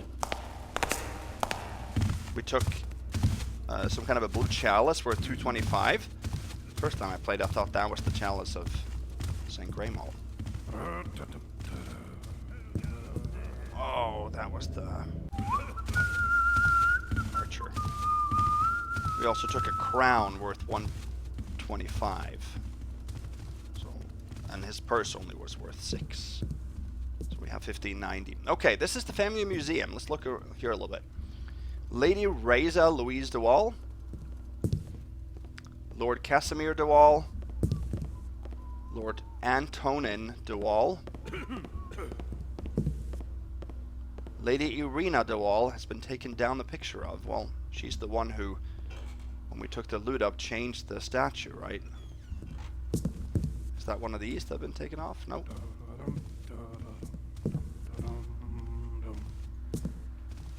Here's a weird, modernistic looking art. There's 2 broadheads on the wall. See, I didn't pay attention really to alerts, so.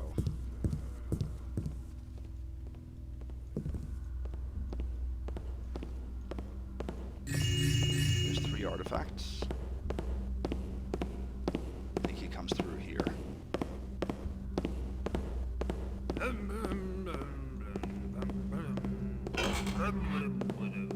Oh, he can see us there.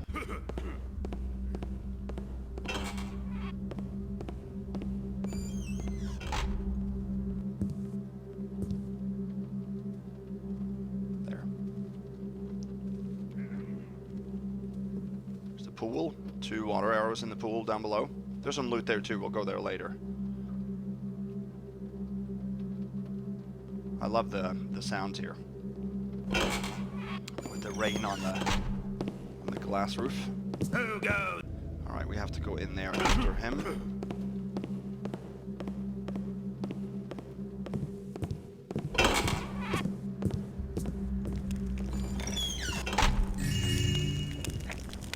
Two coin pairs there.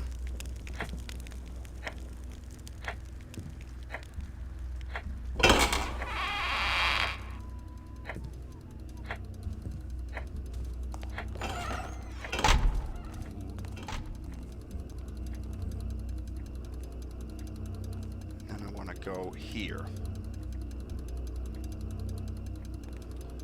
Okay, we're making a real save. We're coming up on a very, very difficult piece of loot here, so we'll see how this goes.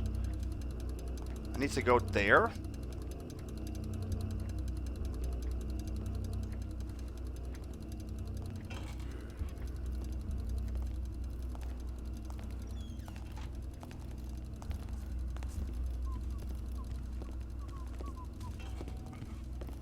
Here for now. The camera will not see us when we're at the north end of this hallway, which is good.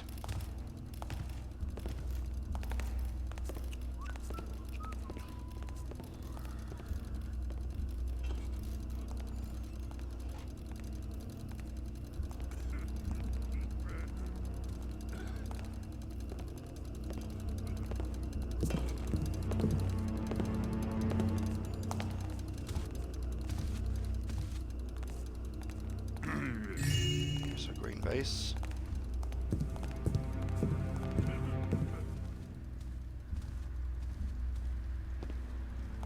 We can go down here. I think we're safe here, more or less. 1704. Yep.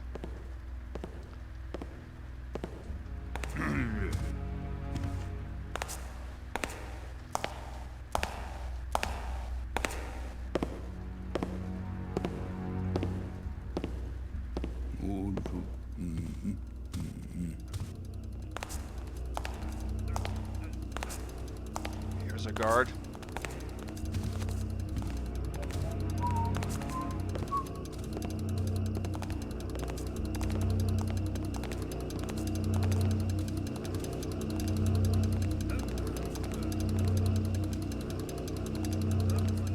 There. It's a safe spot. Here's a camera. And in the chandelier, there is a diamond hanging from below here. We have to get that diamond without turning off the camera, because that would incur another bust. I know we already busted Supreme, but I want to get all the loot for that mode here. So that's what I'm going to do, and this seems to be the perfect moment right here. Let's make a real save. Use 2 rope arrows to do this.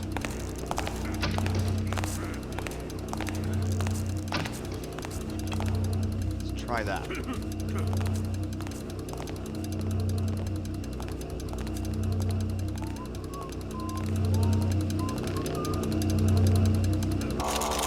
Damn, this wasn't supposed to happen.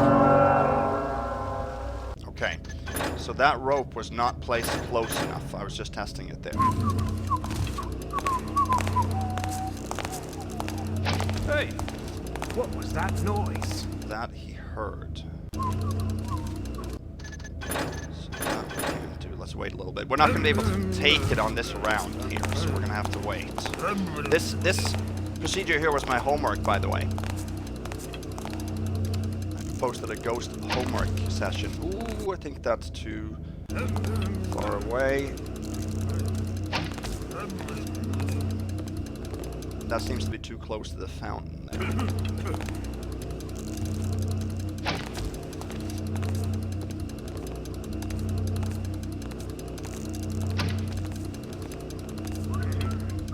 Let's try that. I'm just going to test it.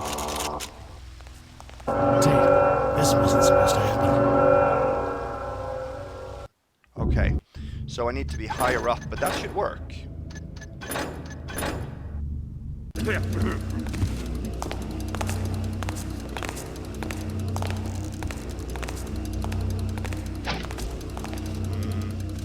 That's too... Okay. I'm gonna test it there.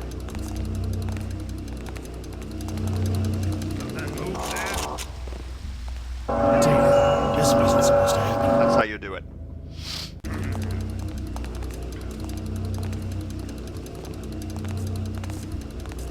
Someone behind. Hey, you!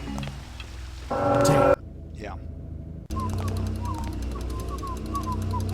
So we'll try that. It might be, the rope might be a little bit too close to the chandelier, which means we get closer to the camera, but when the camera pivots there, it shouldn't see us. Yeah, you see it goes pretty far that direction.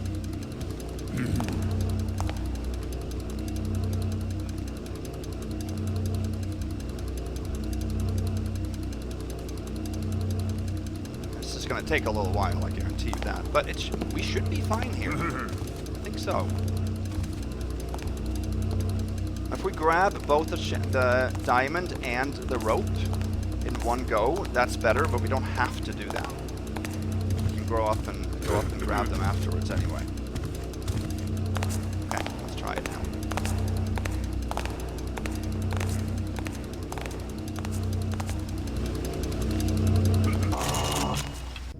I think that was a little bit too early.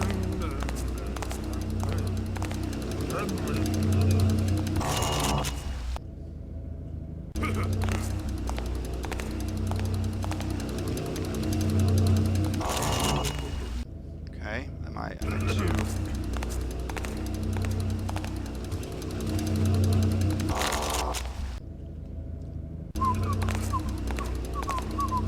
Who's noising about then?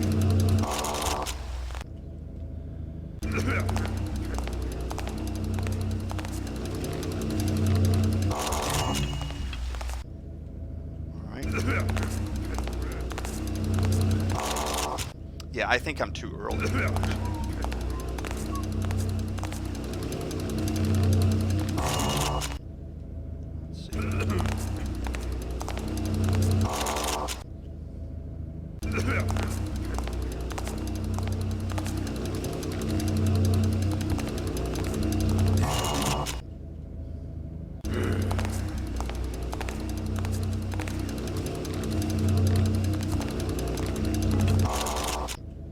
Let's see. I might not be able to take the rope.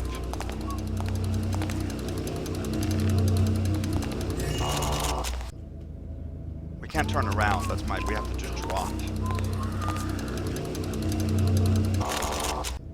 And we can't jump up like that.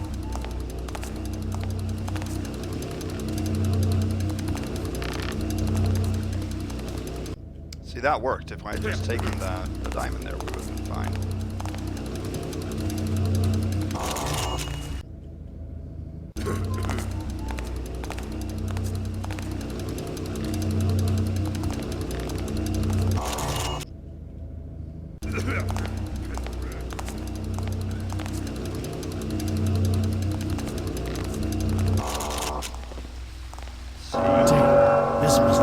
Okay, I can't be that high. I have to be just right.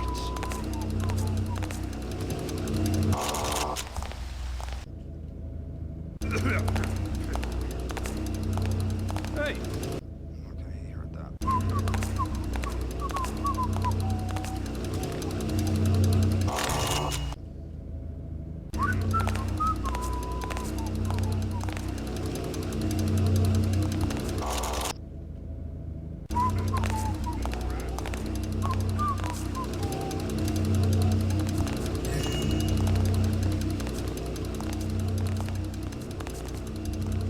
There we go. How about that? How about that? Now we just have to get the ropes. And that we have to do on the next cycle, I assume. I think we're going to jump up to the first one and grab the second rope. Can we grab the second rope from the first? Let me just test that. What's there? Yeah, we can. That's good. That's good.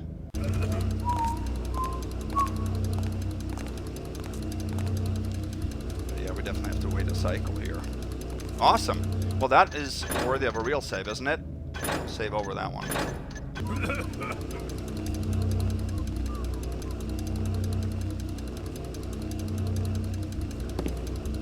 So I tried for the longest time to grab the diamond and then turn around on the rope quickly and jump back directly to the rug.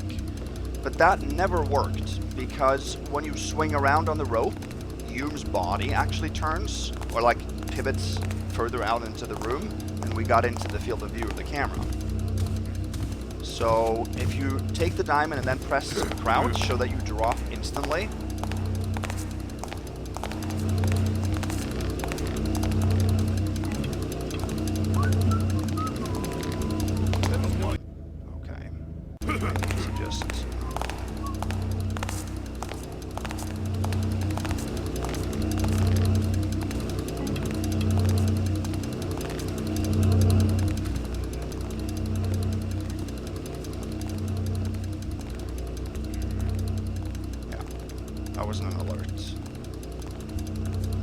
there.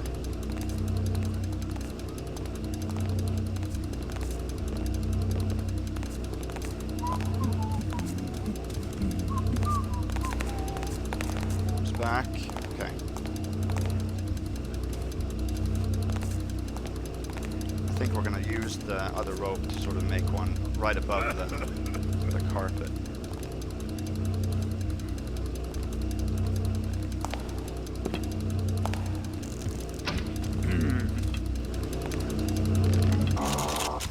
Yeah, that's what we have to do.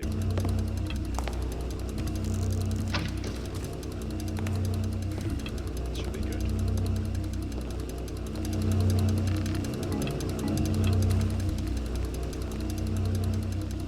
There we go. Excellent. Whew. Now I you know, when you see it like this in the recording, you know, I just did the method right away, but this took a lot of trial and error. I didn't know how to approach this, and I didn't know that the ceiling was rope attachable. I didn't know it was wood. It looks like marble or glass to me. So that was weird, I think.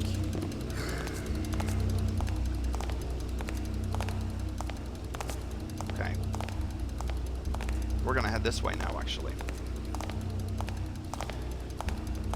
So it took a long time before I realized that. I tried to shoot a rope on the inside wood cover to get above that lip so the camera wouldn't see me, but I was too far away from the diamond then at that point.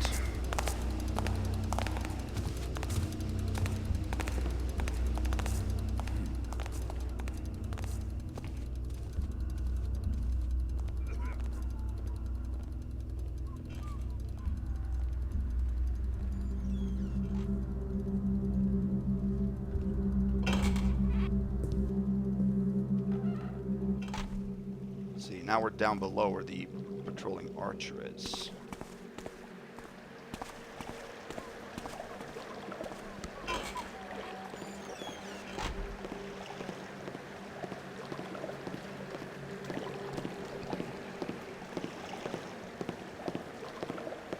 Now the door that you saw, so we now, back on the first floor, we walked in through this door to get to the pool. There's a door here that is pickable, so that we also, let's see, that's pickable, and also the one in the southeast here is pickable. So I don't want to pick those to get out into the inner garden area. I want to use the sideways to avoid pickpockets, of course. No, to avoid lockpicks, get that number as far down as possible. That's always a nice challenge. I like that about Supreme Ghosting. It sort of gives you the incentive to add a challenge. Get these two goblets. He should go back into that little living room. No, he did not. Okay, then we have to wait for him.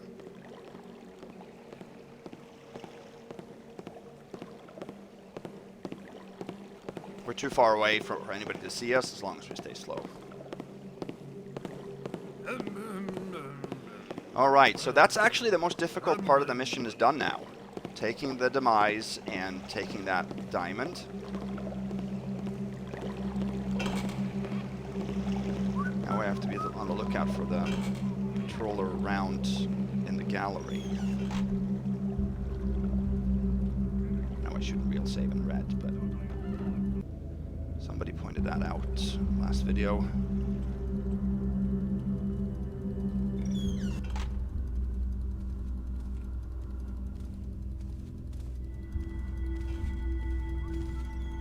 I know. Quick saving in red is never good, but I make quite frequent real saves.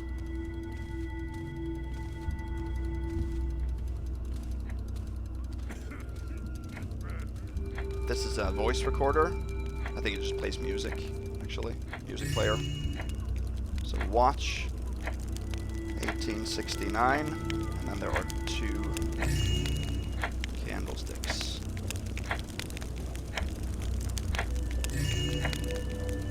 That just takes you into the gallery both of these ways. Oh yeah. That's right, forgot about that.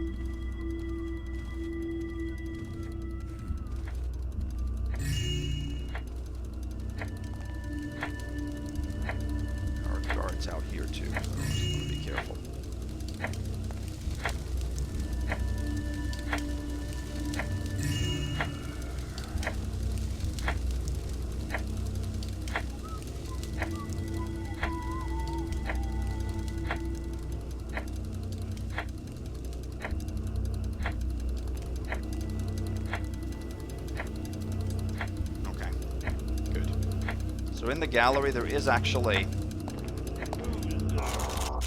another copy of the alarm system instructions, the one that we found in the basement. We're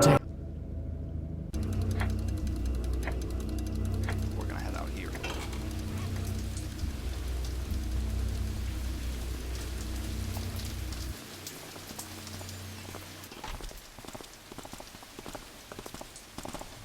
I see you there. You do see me there. Let's wait for you to go by there.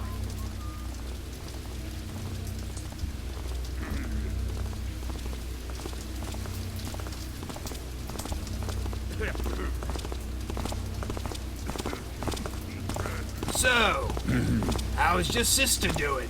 I swear, if you ever get close to her, you'll taste my blade. That's a great conversation. We could overhear that one.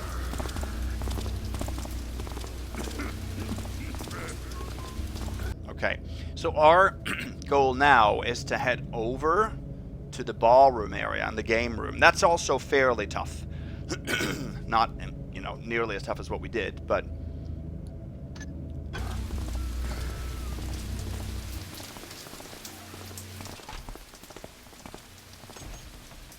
let me just show you first something. Takes us back out to the foyer underneath the camera there. Hey, what was Here's a that little noise? closet. This is a pickable lock. Can't remember what it holds. A moss arrow. How wonderful. Okay. Definitely don't need that.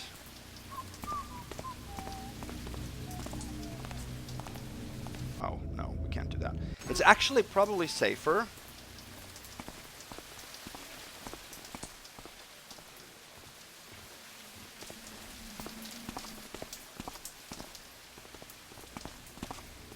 to go all the way over here, to be honest with you. The garden here, there's nothing really to do. You can't, I think, rope up anywhere either. It's beautiful, but there isn't anything to pick up of interest, at least, that I know of.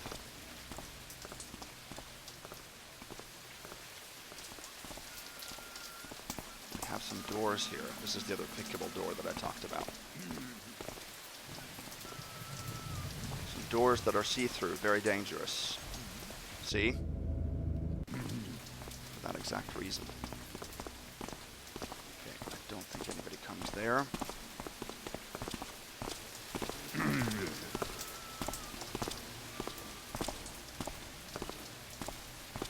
Should be good there.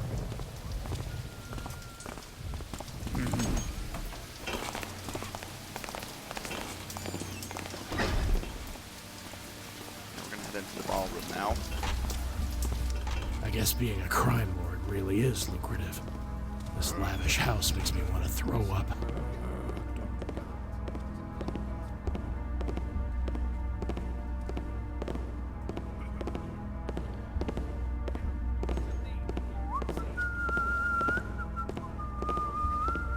So up there is the open window that we saw on the roof.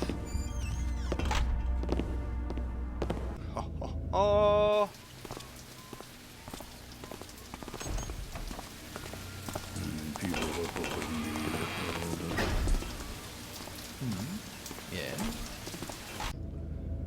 Okay, let's wait then.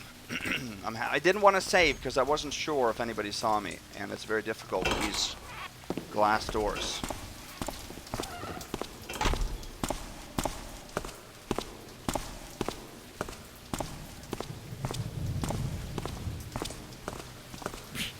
These plebeians really don't understand.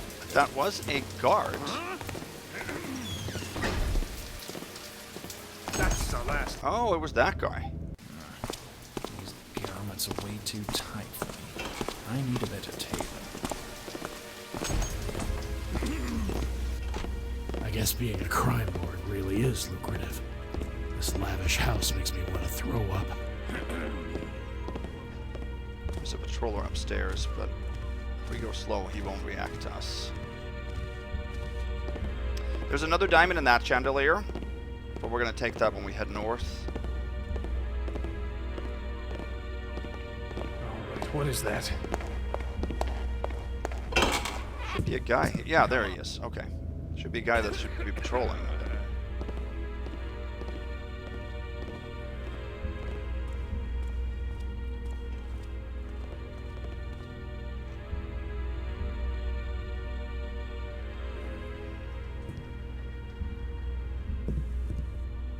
This guy here doesn't say anything because he's sort of in a scripted cleaning pattern.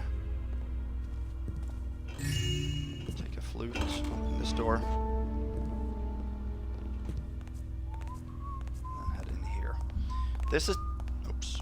This is the balcony that I brought the corpse in through. You missed some dirt there. That's your footprints, and you've just ruined my work. So this door is pickable, remember, and I didn't want to pick it. In here is a goblet and a bottle of wine.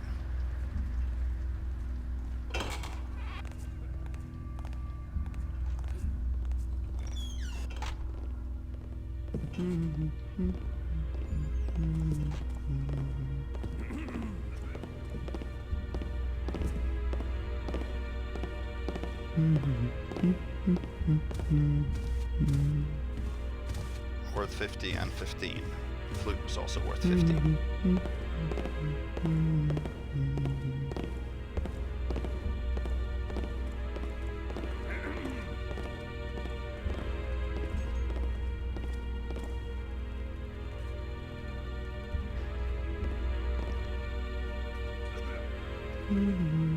Reminds me of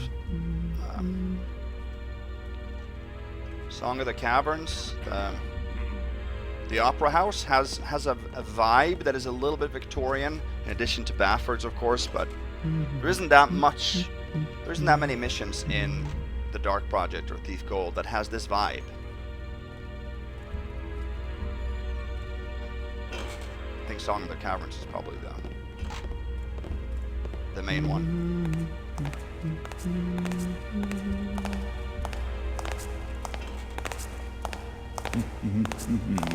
Wow, hello there.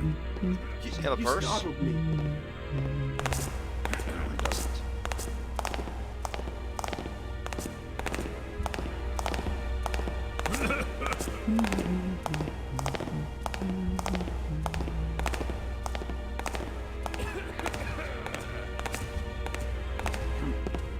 Thought I saw something. Oh, yeah. I guess you. You hear that?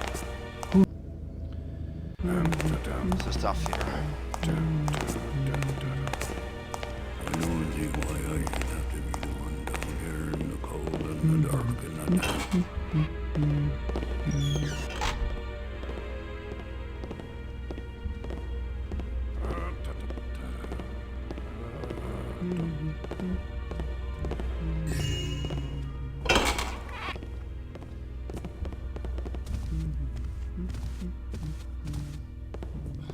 For the last time, you keep an eye on the gallery. Don't let any servants come close to the room. Got it? But what have they got to clean the pedestal? I mean, them servants always clean stuff. Again, for the last time, they don't have to clean it. And if they do try to get close, you bop them on the head and report to the captain. It's not hard to understand now, is it? Oh, yeah, I see. But what if I want to take a close look at the ruby? It's shiny and pretty. Should I bump myself on the head and report that to the captain? How does that work? While People up above me get all the light and get all... forget it. I didn't hear that conversation too well. It was just, you know, bantering between guards, really. But that one guy there has a purse, and he will come back through this room, I think, or he's close to it.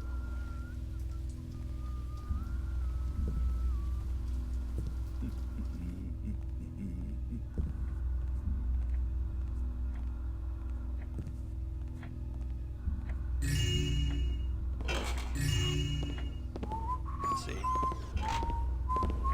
There. Bottle of wine and a goblet here.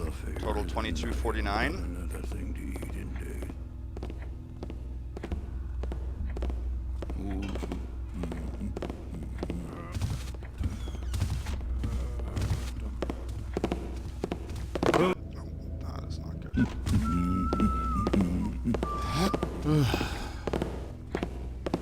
Hello?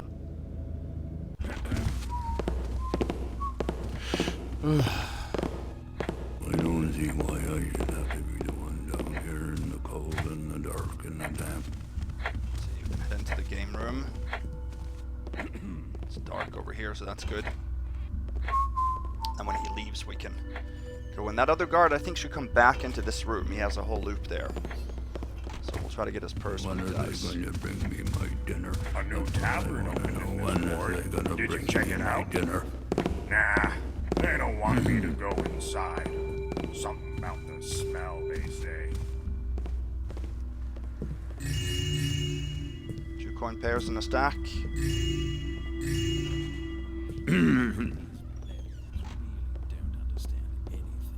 One more coin stack and one more pair. 22.65. Now we're just gonna wait for that. For that guard. I don't know where he is. Let me take a look here. Who's noising about? Oh, whoa, whoa, whoa. Is that a rogue I see? God! There he is. Okay, so he should be coming now. Turn my silk handkerchief black.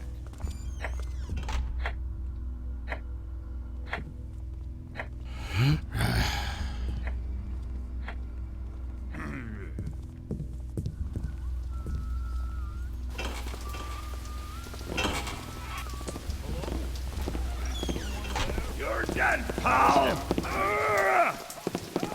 You're dog meat! So let's instead just wait here. I think he will come in through that door. I'm not 100%.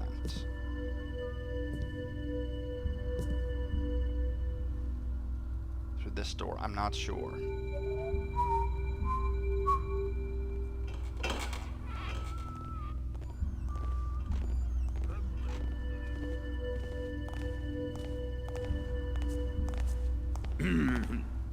That guy doesn't, does he? No.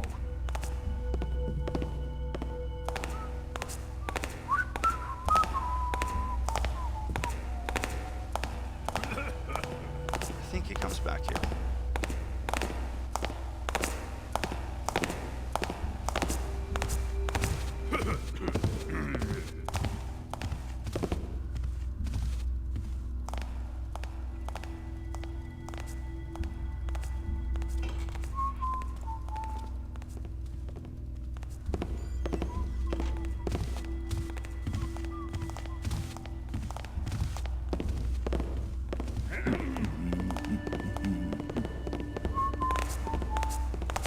Yeah, he does. Oh, come on. I didn't know he came from that direction. Okay, he goes, yeah. He goes in through this door and then back. Okay.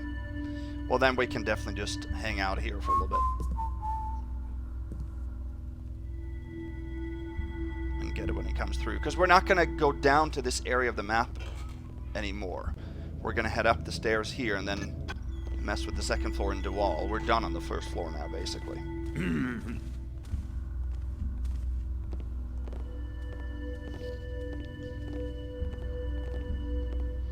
Well, we have a little bit left in the southeast, but that we're going to do from a different direction. Yeah, let's just wait for him.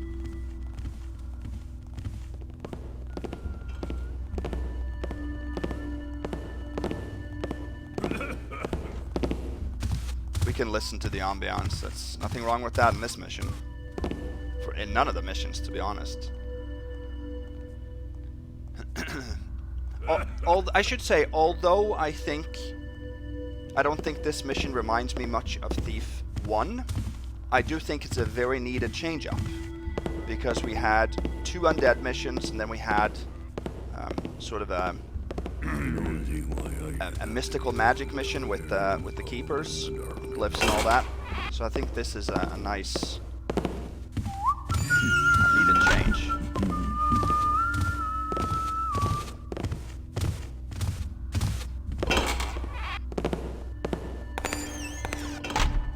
Okay, I didn't know that he left. I honestly did not know that the other guy left.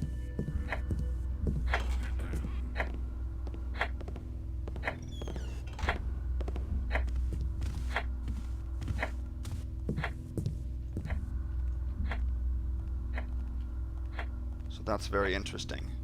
What's he doing in there? Is he just standing there?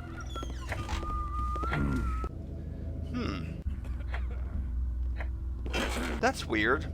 If anybody could share, maybe that guy that was in the conversation that left and came back, did he go and do something? Because he went out through this, and I think he goes like in a loop here. But does he actually interact with something or someone? It'd be interesting to hear that. Alright, so now we're going to head upstairs anyway. We have what we need.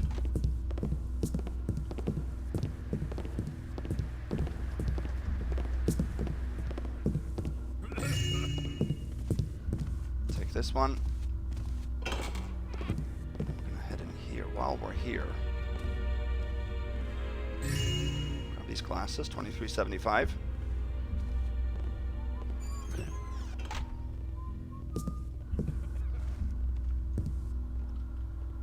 Took a green vase and glasses. Did you see? Yeah, I was wondering where he was. Guard captain, so now we can wait for him.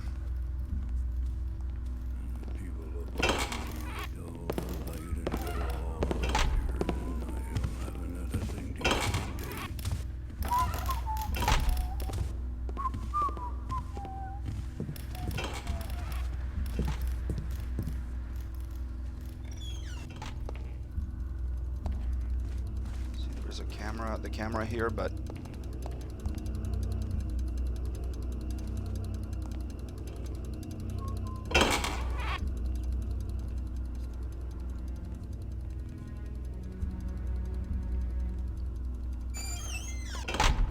and there's the nobleman. He heads into the library here, which is where we're at right now.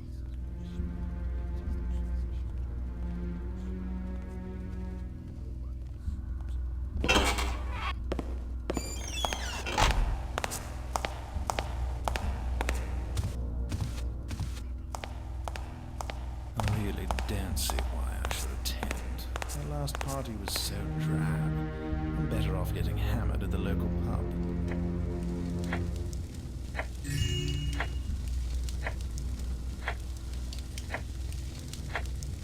Who are? So I Who's noising? We're probably actually going to just have to wait for him to leave. It's going to be too much to try to figure out how to dodge him. Too many reloads. He has 2 or 3 stations in here, and then he leaves, I think.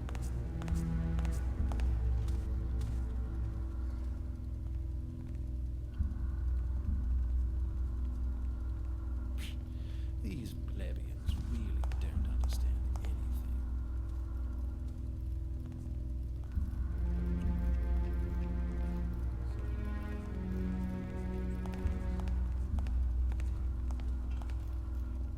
Can't wait to see their faces when I show them my latest acquisition.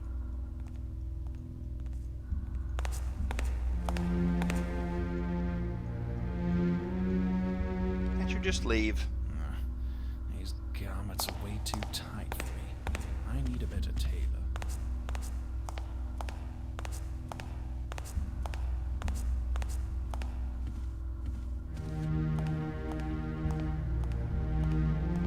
There we go. Okay. So map, magnifying glass. Here's a play, a feline lesson, a very short comedy by Maurice Bartholomew and Francis Martin Laval. A sitting room. A man disguised as the cat is lying on a sofa. The cat does a few feline things, such as licking its paws or playing with its ears. A voice is heard from behind the curtain. Narrator. Cats. Cats are simple creatures often found in the wilderness or in the streets. However, cats are very affectionate and faithful creatures and can also be found in homes. The cat yawns and falls asleep. Narrator. Cats are nocturnal and diurnal animals. They spend most of their time sleeping. When they do, they often dream and their paws move in a rather entertaining fashion. The cat moves its paws. Narrator. Even when they sleep, cats are very alert creatures and can be woken up by the slightest, faintest noise. See for thyself, dear audience. I am dropping a needle in a bowl. The cat wakes up, looks around, and eventually goes back to sleep. Narrator. When cats are done sleeping, they often use their sofas as target practice for their claws. Watch the insolent beast. Cat claws the sofa, then goes down to the ground. Narrator. Cats are very naive creatures that only know simple things. To teach the cat a lesson, they also become, or to teach that cat a lesson, and also because thy host is a very naughty person, I have prepared quite the surprise. Behold. The cat goes to a door and tries to reach for the doorknob. The cat eventually succeeds and opens the door. A man disguised as a dog is found behind. The dog lunges at the cat while barking. Curtain. What a play. Here's also a book. During my voyage to Zaizan, most remote locations, I had the opportunity to quench my thirst for exotism by witnessing their peculiar occult traditions. One of them is so particularly macabre, I cannot speak of it. They call this practice King Fong Ma in their amphigoric religion. In our language, it's called spectral wedding. This barbaric custom consists of a grotesque parody of a wedding between two deceased persons, with the purpose of keeping them at peace in death and preventing them from coming back to haunt the living. I shared this strange discovery with my young guide when I came back to the embassy. As far as I could tell from my short study, this blasphemous practice is forbidden under the current dynasty, and it's only practiced by superstitious peasants living in the most remote villages.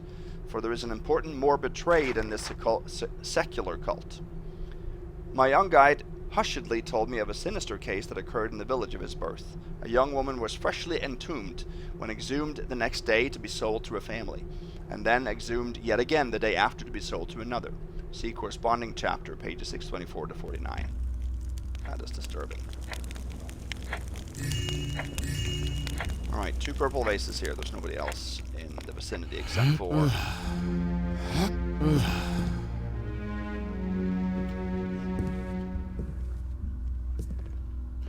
I'm gonna head up here. So now we are in DeWall's quarters. So I didn't tell you, but right by the security office and the bathroom, south of the camera, there is a lock door. Now that is pickable, and it also locks with DeWall's key, which we're going to take soon. So you can get up to DeWall's quarters that way. I don't want that pickpocket or the lockpick count, even though you can relock it. In your mind, imagine you've locked all your troubles in a box and tossed the box into a deep, deep ravine. As the box falls further and further away from you, wave goodbye to your troubles. They will never make their way out of the locked box, and even if they did, chances are they'll never climb all the way out of that very deep ravine. And from now on, you'll be more relaxed and a confident person, a trouble-free person that can say the following out loud several times a day. I have thrown away my box of troubles. I feel relaxed and confident. If any more troubles come my way, I will put them in a box too, and toss them into the deep, deep ravine in my mind. Okay, so does Reputo have some issues? Reputo, see if your men can pry some more information about spirits from Balnabrick. I don't care how you do it and how much it costs. I just want more substantial material to go on since that filcher bailed on me and I need to find someone else to do the job. To say that I'm disappointed in your protege is a massive understatement. I was foolish to keep him alive, blinded by the prospect of a dream finally fulfilled. He was supposed to offer me that harp on a gold platter. Have I not been clear about the importance these items have? Why has there been no progress? Why is he not dead yet? Find him and kill him. Do not fail me. So Balnabrick is from Into the Odd, isn't he? And if you remember, I think he was the owner of the sanctuary in that mission. A fantastic location, by the way. So he also delved into necromancy, for sure. So maybe DeWall and Balnabrick was at some point interested in that topic, but he left him, maybe. Aldrius Demise, done. Stone Market Catacombs. Catalyst for Revival. The Book of Ash. Tassari, Far East. A real puzzle, this one. Chalice of St. Graymal, done. The test. Moved to my private second floor study. Well, that is interesting. Skull of Mott. Kragenmans. The wild north headpiece for the staff, but Aymar was certain that the piece was complete. So Kragenmans is from, oh my goodness, mission by DirkBogan, Thief 1 mission. Ooh, you guys in chat can tell me. I know the mission. I just played it maybe about a year ago. Yeah, I can't remember the title of it. off the top of my head. I'm sure somebody has already said it. Amethyst Harp, Howtree Manor, Vizier Bale or Baal, possibly unstrung, must contact Guild of Luthiers.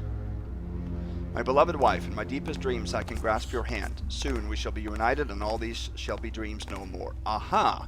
So that shows the intention for DeWall to gather these items is to get back his dead wife. Right? That seems at least like his motive.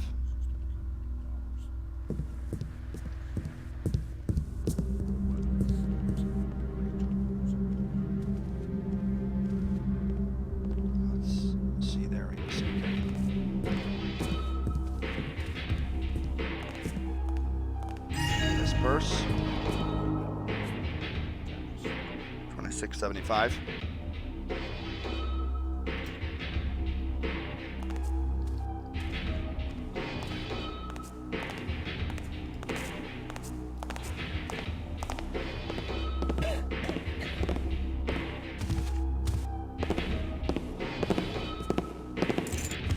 Take his key.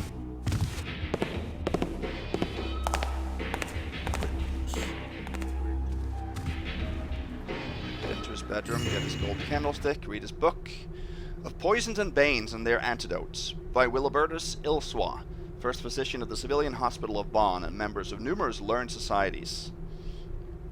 While awaiting a physician that should be called for all cases, it is crucial to force the afflicted to throw up as promptly as possible by putting a finger into the mouth or by stimulating the uvula with a feather barbule, if possible, after the afflicted drank plenty of lukewarm water.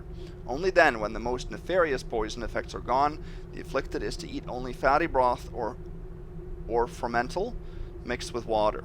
Solid food and liquors must not be administered for a few days. Wasn't this referenced also in Mission 2, I believe? And I think somebody commented on what this was. I think it's an actual dish, though I'm not familiar with it. Narcotic poisons: black henbane, king's moss, poppy milk. These poisons are fought with emetics. The afflicted is to drink coffee and acidic beverages after regurgitation. So emetics, those are, I think those are liquids, I believe, that induce vomiting in order to get the poison out. Syrup of ipecac, if anyone has heard of that, that's an emetic. It's a white milky substance, I think, from the roots of some plants, I believe. And you can use that to sort of get a poison up. Herbal and mercurial poisons: corrosive sublimate, grey ointment, thistle aid resin. Prepare a beverage composed of 6 beaten eggs or egg whites mixed with 1 liter of water. The afflicted is to drink in quick succession until relief. Just going back to these emetics, so poppy milk, yeah, is that maybe then what syrup of ipecac is? I'm not 100% there. Maybe it is a poppy plant. Acidic poisons: phosphorus and cantharides, aquifortis, aquiregia, and vitriol. 60 grams of magnesia are to be mixed in 2 liters of water, and the afflicted is to drink as much as they can. If magnesia is out of reach, it is to be replaced with soap at the same dose, or with diluted chalk. Bite from poisonous animals: burrick, plague rats, squeals. Liquid ammonia is to be applied, or urine if no ammonia is found in the vicinity. With olive oil onto the wound, if possible after it is washed with brine. The afflicted is strongly advised to drink refreshing and soothing beverages. So that also works, doesn't it, on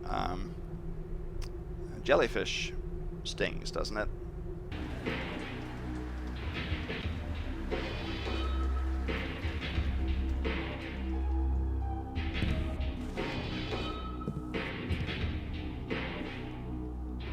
Let's see here, where is he? There he is.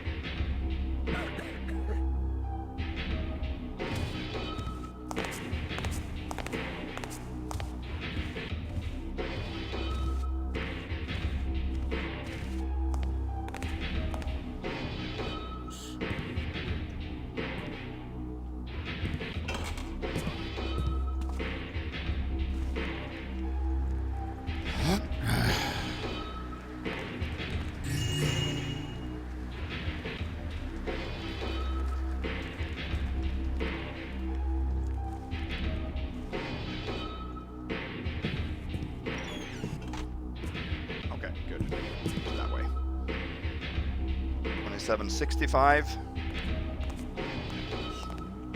Gotta unlock his safe now. It's the siren.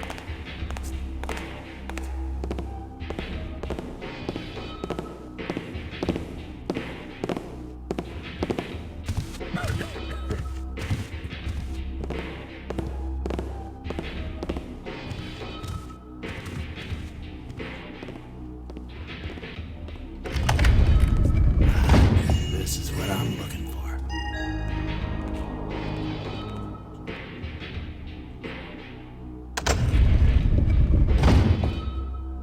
I'll read that ledger in a little bit.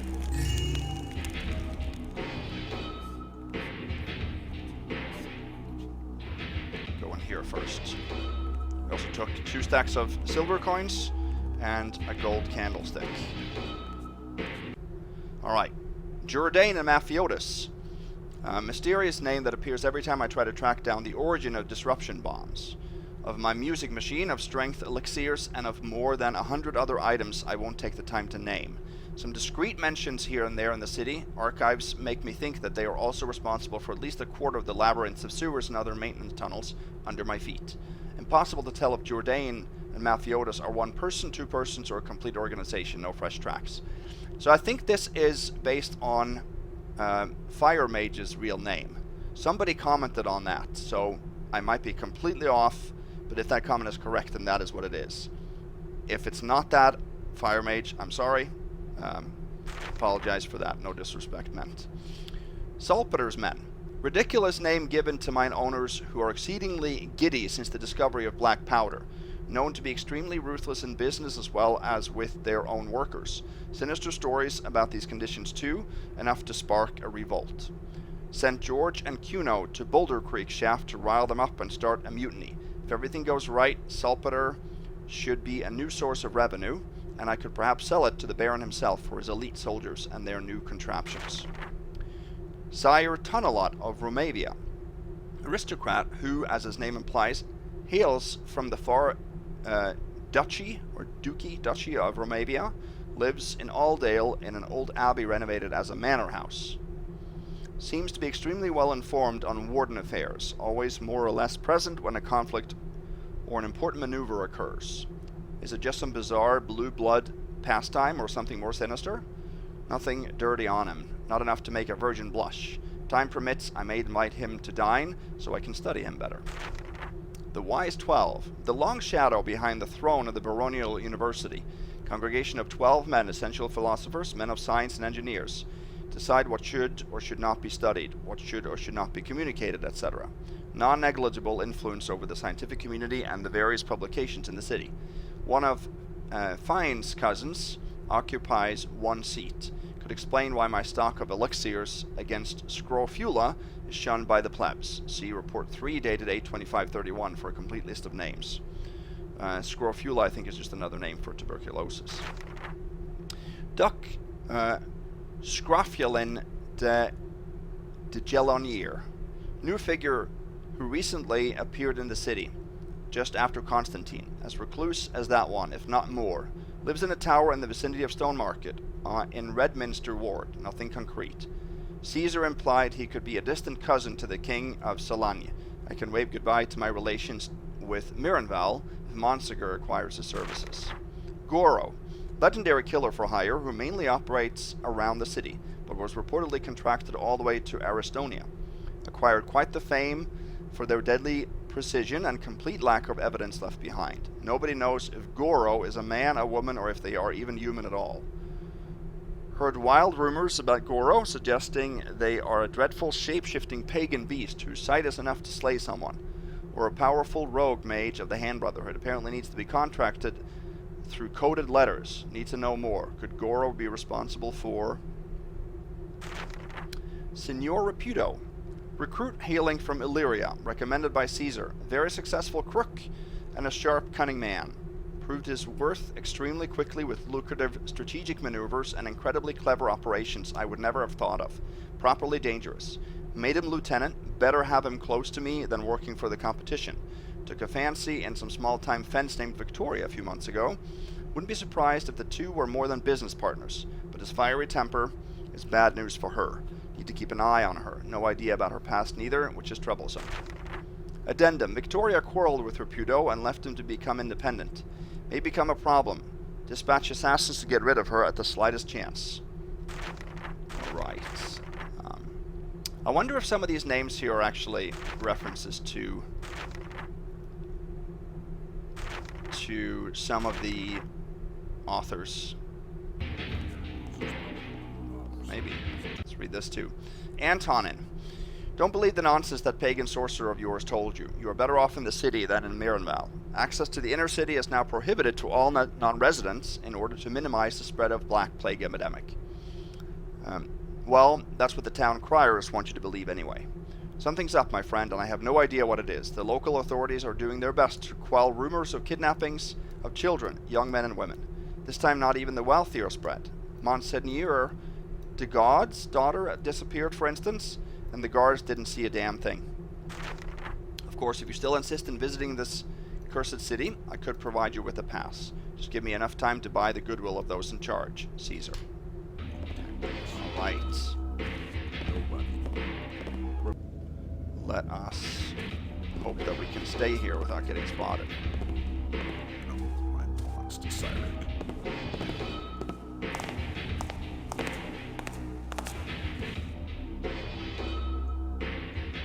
Ramirez is becoming bothersome with his dirty tactics. Nobody steps on his toes. There we go. So we need the DeWall's key.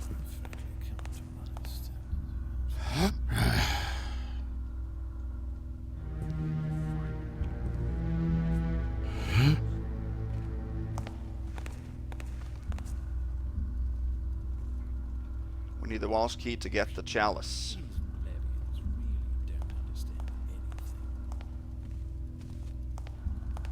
Okay, let's follow you out. I can't believe this. This awful air turned my silk handkerchief black.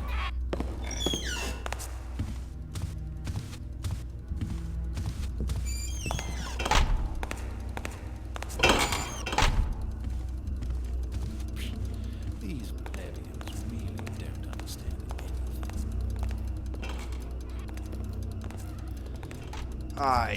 We have to follow this guy. Yeah, we need DeWall's key to get into the private study. I think that's also pickable, but we still have to relock it. Since we can with DeWall's key, then we have to get his key, and we'll go down there now, and then we'll return this key right away.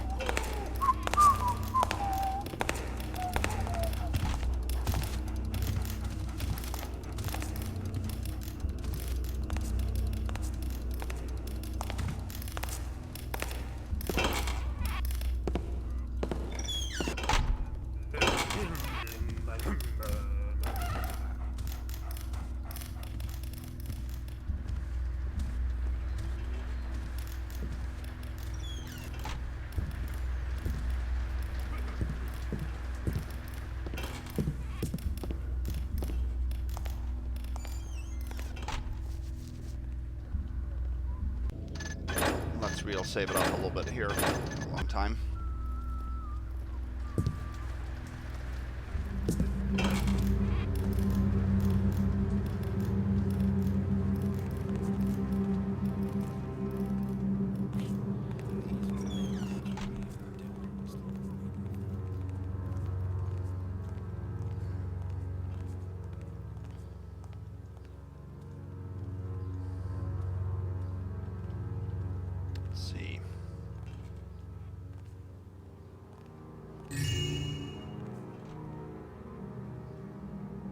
This is the door to the attic.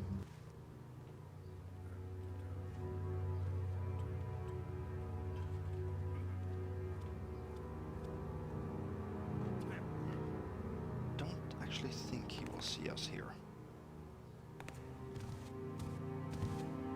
What's that? Who got? I don't think so.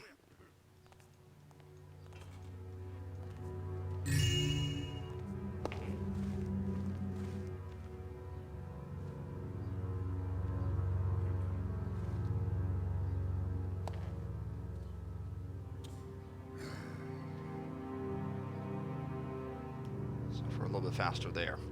Took a gold candlestick, 28.89. So this guy walks, I think, down here and here a little bit. There's a guest room at the top. That's the one that's vacant, I believe. The one that was explained in the readable to not be occupied.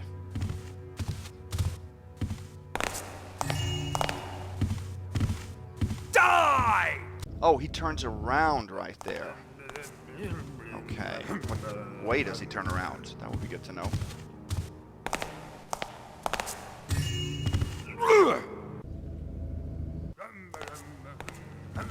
Probably turns around in that direction then.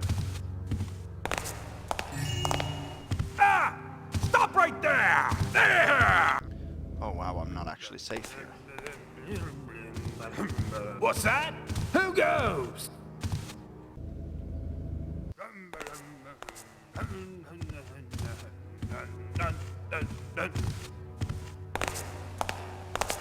Hey! Whoa.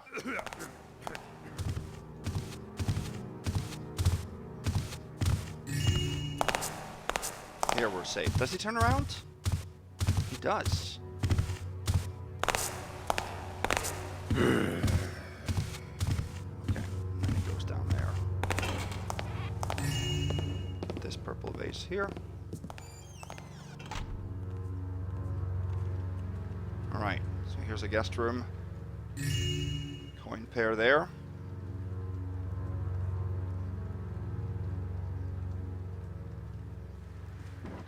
Empty. Okay, wow.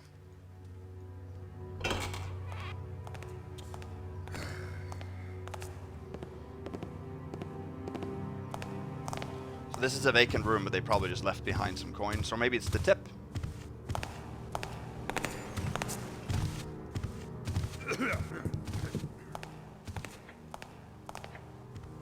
Go. Here is Raputo's private study.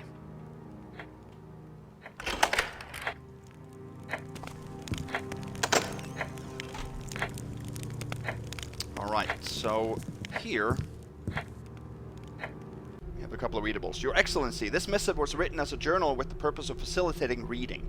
Here are some details of our operation this week that could be of interest to you. 9/17/33. I had my spies scour the city as you ordered. None of them had anything substantial to report but one, who says she glimpsed the thief Hume in Suchheim on the 16th in the morn. She couldn't tell me exactly where he was headed, as he quickly disappeared in the bowels of the quarter, but she is fairly certain it was him.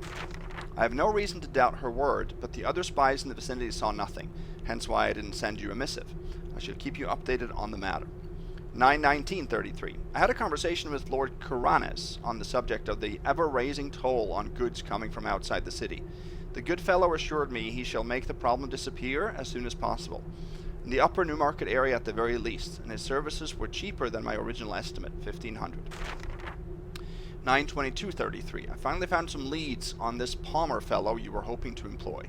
A little inquiry I personally funded revealed that his real name is Garrett, and that he used or still uses numerous aliases to cover his tracks. Philby, Talbot, Messer Johannes, who knows how many. His head had a price attached to it by the Judge Azemlarg herself last year, but only during a very short while. This is very strange, as the lady is not known to forget, at least of all forgive. And least of all forgive. Sadly, I couldn't gather any more information. This elusive man is like a ghost. Messer Barrick. My lord, in these dire times, mothers and children are abandoned while the paternal figures defend the honor of the city on the battlefields. Let me just say that you do a more than fantastic job keeping these good people busy in your workhouses. Could you honor me with half a dozen of your little workers? Specifically, honest and brave boys who aren't afraid of getting dirty for a fair labor, and who are capable of running fast. Their small, wonderful sizes would be perfect to squeeze into the pipes to clean all the nasty soot from my automated furnaces. Know that, if you accept, I shall show you my gratitude by offering you even more of these Roxburghian art pieces you are so fond of. Messer Calvert Smolderbalk Smelters. Let's see. There's also a crumpled piece of paper in the fireplace. DeWall, I don't know what I did to offend you this time, but I'm getting very tired of your little games. I've always upheld my part of the engagement, so I don't see why you don't uphold yours. 5 of your bludgeoners made 2 of mine lose limbs not 2 days ago while they were operating within my own taffing turf.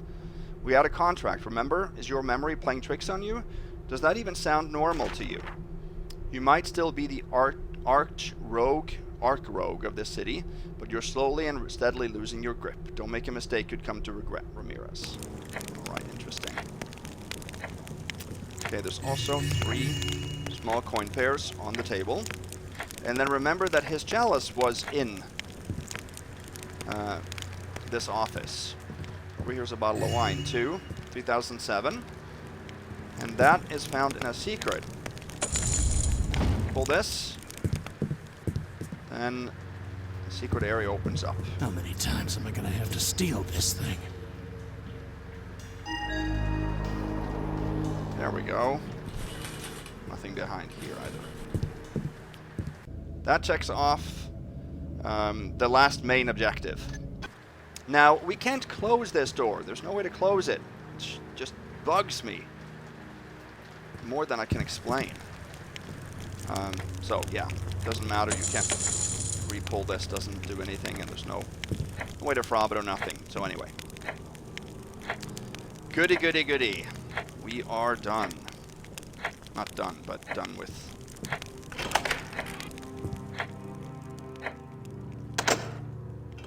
this area right now. So now we're going to go straight back and return the key.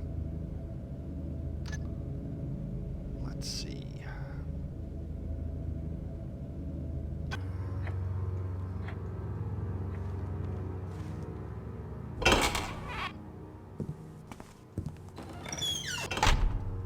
We don't go through the dining room to do that, right? So grab goblet and a gold plate. There's also a candlestick. But there's 2 readables here. Boss, did some digging on Hume. Not much is known about him, I'm afraid. Looks like he was a child worker tossed around between the factories of the old industrial district and the shipyards of Foul Creek and Green Bay. I know this information from a fellow named Gaston. Apparently, Hume eventually got recruited by the Deepshine Thieves Guild, whom Gaston isn't a member. Quickly proved to be really skilled at the whole sneaking and killing thing. So these are references to Calendra's legacy. We kill Gaston the Red, he's called, in Winter's Eve. And quickly proved to be really skilled at the whole sneaking and killing thing. He says the boy was truly gifted. Thing is, he got betrayed by that disgusting swine from Whitebell, who gave him to you recently. Seems to trust the wrong people, that one. The only other thing I know is that he was sent to a prison camp somewhere outside the city, contacted the fat bastards as soon as he returned, about 7 years later. He probably had no idea the fence sold him out back then. In any case, I think the deal you made should keep him happy. Gaston told me Hume can be prone to violence when he feels threatened, even by someone as mighty as you. Gaston says Hume once butchered a few of his comrades who got jealous and tried to teach him a lesson. Caution is advised. Mooney. Lord DeWall, renovation is progressing very well. We have fully finished working on the northeast stairwell and have begun work on the southeast guest bedroom. We also did as you requested with regards to the adjustments to the west bedroom, though we cannot do the same to the southwest, southeast, and east bedrooms, as this would require rearranging the entire manor structure there. Reworking the structure will be very costly and would cause massive delays, though we can always do this at a later date should you demand it. Work on the main hall will take more time than anticipated, as the brickwork need to be reinforced a bit beforehand. The rest of the manor should be easier now as we have completed work on the most delicate areas. Rest assured, everything should be finished by Freemas, and this old manor shall be as good as new. Foreman Heron, Arnolfini and Associates High Watch, which is also the same authors as the map. He's having a lot of work done on his manor.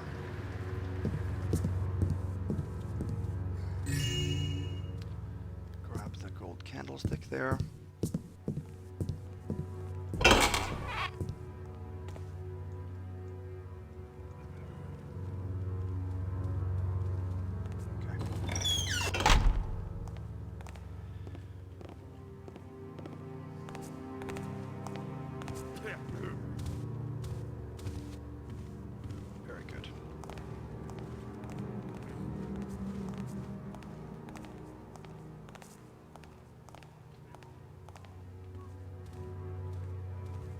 Trying to be quiet to listen for alerts here. We have to return the key now at this point.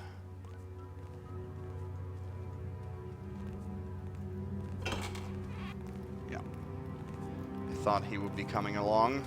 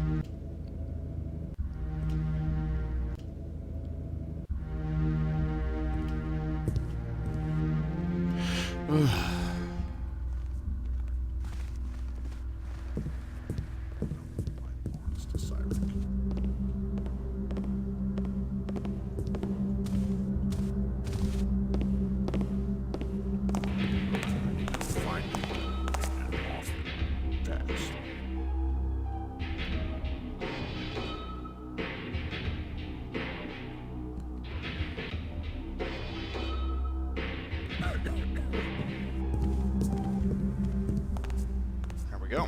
Good.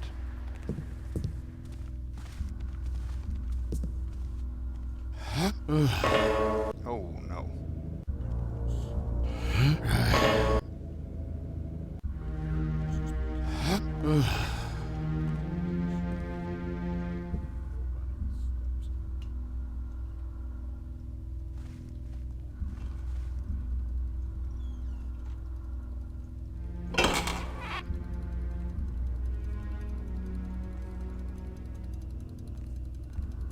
There's the archer. See him. Also been on the lookout for him.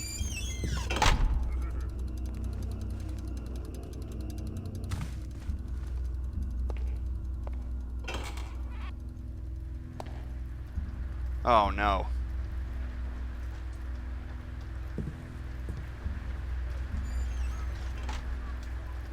The dog is stuck. Okay, so then when he gets too far away, he starts running, and then it frees himself up. That's nice. That's nice scripting, actually. Or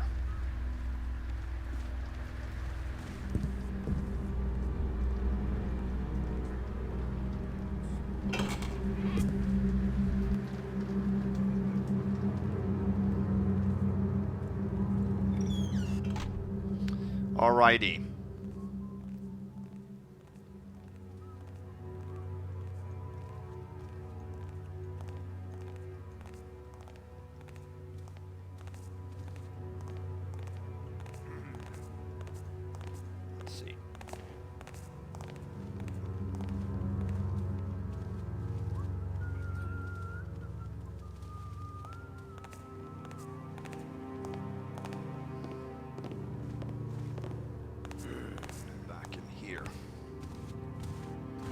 Show you this last room. I haven't been to this room yet. This is the room that they're renovating.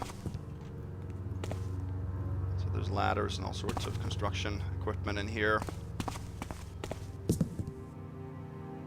But there's nothing really of interest. But that's what it is.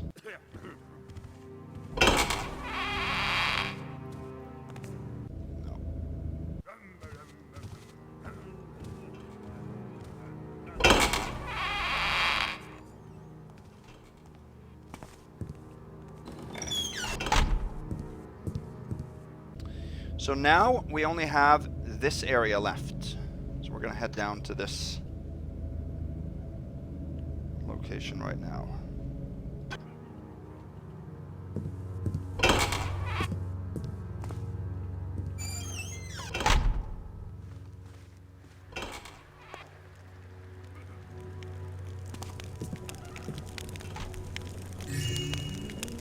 Two statues, two goblets, and a very clever statue above the door as well. And we're going to listen to a conversation here. I'm glad the Lord finally spent some pennies to renovate this old mansion. Why did he wait so long? We spent at least 6 winters trying to prevent our hands from freezing with rotten wood and stolen coal. Carlton told me it's because his fancy townhouse in New Quarter is under heavy renovations in order to match the new style with white brickworks, fluted columns, and all that stuff. He couldn't stand the noise and dust any longer and needed calm to concentrate. So he came back here, but then he found the severe lack of comfort disturbing. Said he didn't feel safe, too. What? This place is like a fortress. You can't even go to the privy without at least 3 security checkpoints. And the periscope watching your steps all the way through. Beats me, but I think he's in serious trouble. You can tell by the way he's mumbling to himself. I've tried to eavesdrop on him last night. He said something about fleeing the city for a while. Oh, wow. DeWall isn't the sort to be afraid. It must be the trickster himself who's haunting him.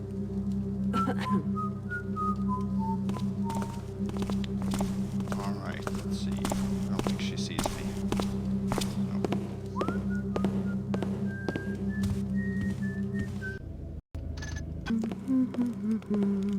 2 water arrows here. There's also a moss arrow in here, and we need to leave. There's no loot. Thought I saw. Alright, I wasn't aware that he left that quickly. Anyway, it's an interesting conversation between the two of them, because that, coupled with the readable from the dining room that we just read, shows that DeWall definitely is aware of Hume's abilities, our abilities. And he might be afraid that we're actually coming after him, which of course we are.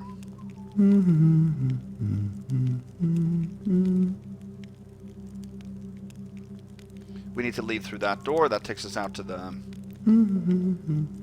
garden.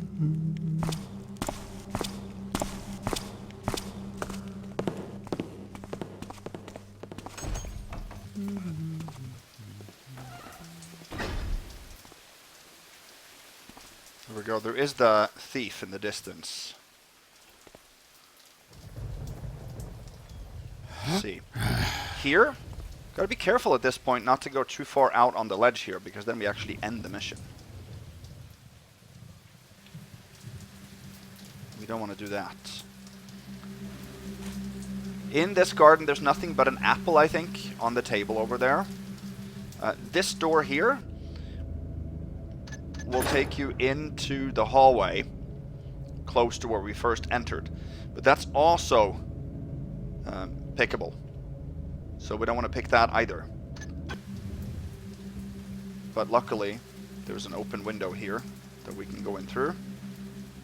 There is a chef here that I think you come in through this door. In here is a fire arrow in this brazier. There's also some food items over there. There's a French cook. Sure said he wanted a larfish dinner. What the heck is... The meal is not ready yet! Okay. Oh. Someday they will regret it. The meal is not ready yet! Eh oh!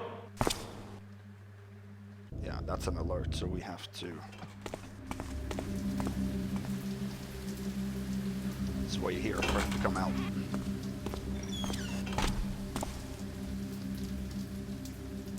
They used to say I'm not doing good. I'm not doing good. I show them. They will be proud of me someday.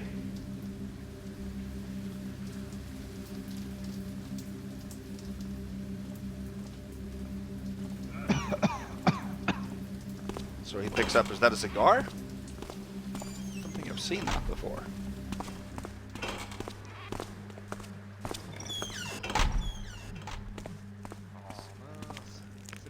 So here's a pantry.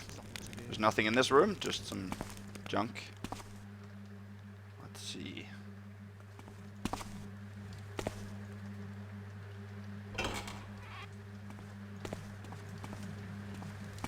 The Sieur said he wanted a larfish dinner.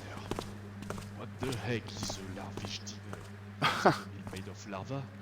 How can I even do that? Huh. I am a cook, not a wizard. So we took the 2 gold goblets there, 32.47. We have to wait for him to come back in here, and then we have to scoot past him. There's a couple of pieces of loot in the next room too, and there's a readable.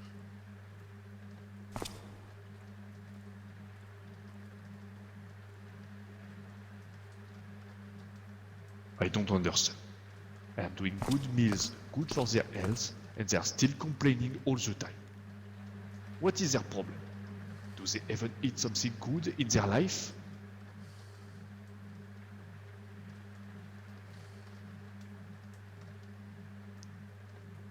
I don't mind listening to this guy ramble. They used to say I'm not doing good. Is this I'm not doing good. Is this Skacky's I voice should lines, say. or is it They will be FireMage proud maybe? of me someday.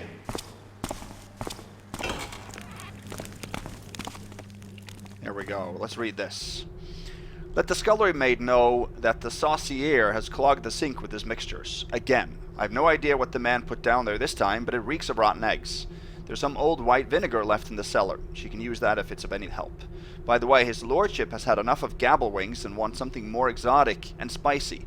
Do any of you know some Rebodian recipes by any chance? Cook. We have to go up here and grab some loot.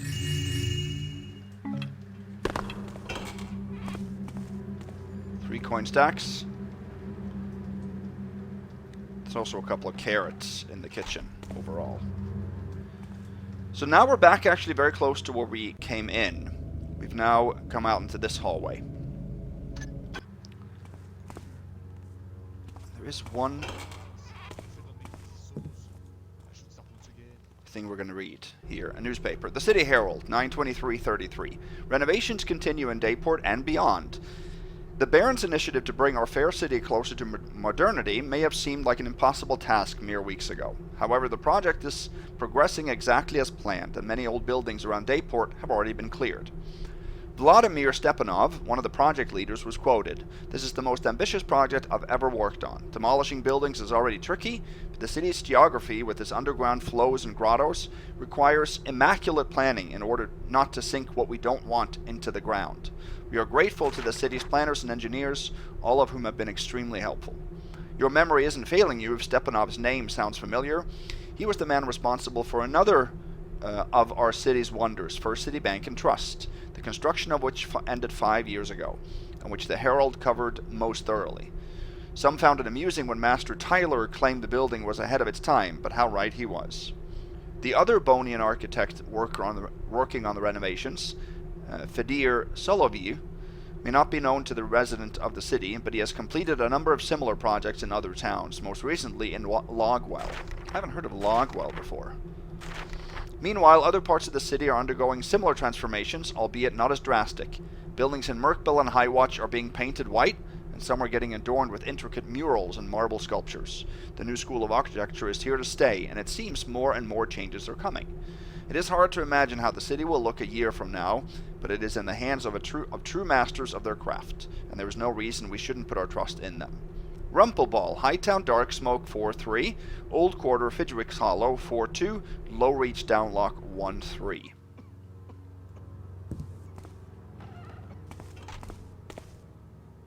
Alrighty.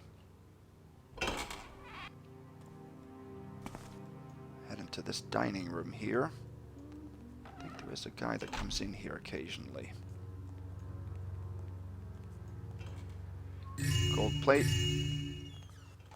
Gold plate and a bottle. It's a woman that came in here, okay.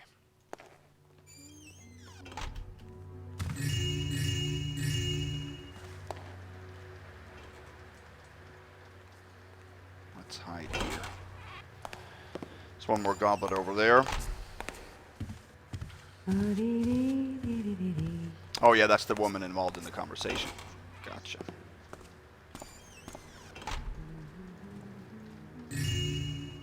Some loaves of bread and some cheeses.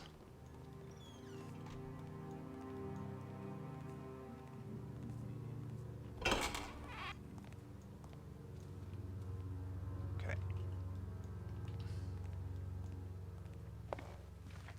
We have to pick the lock on this door. We're very exposed here.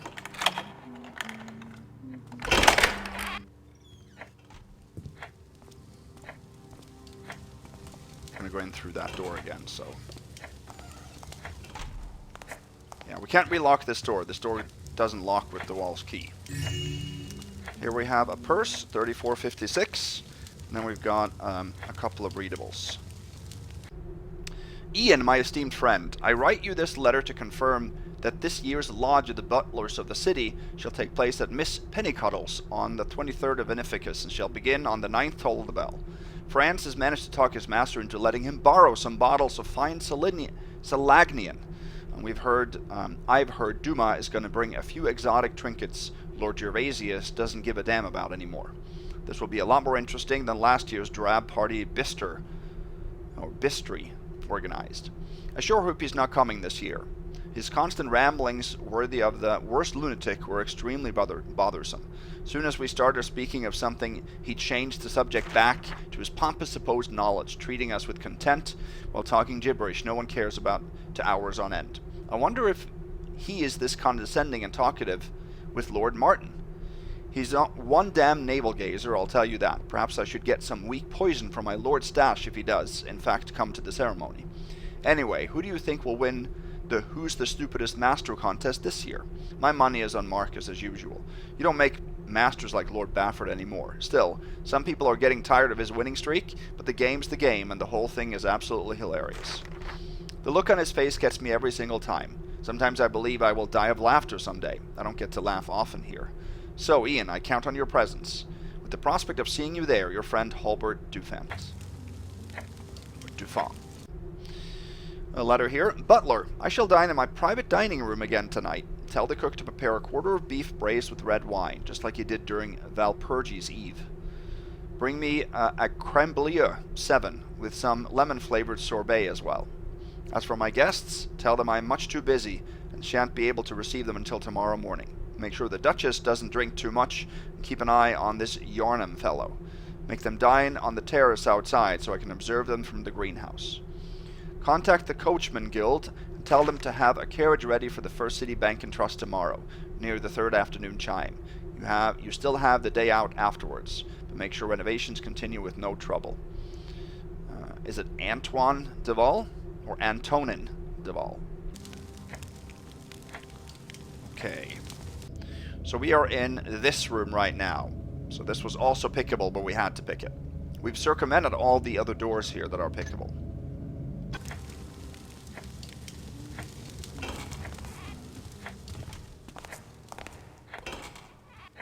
Okay, we are going to get to a pretty difficult part of the mission right now.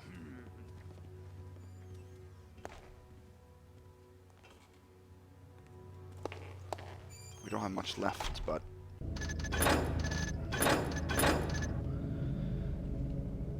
let's make a real save. Alright. So there's a guard that patrols. We just saw him go down here into this room. I think he goes here. And I believe he goes down to the chapel and through this way, and then he comes back. He makes sort of a figure 8 like this. There's also a patrolling guard in the front yard and an archer out there, and there's a camera staring south. So, in my practice run, I actually went across the front yard here to get to the chapel. I think it's easier to go through the foyer. So we're going to try to do that. He has a purse that we need.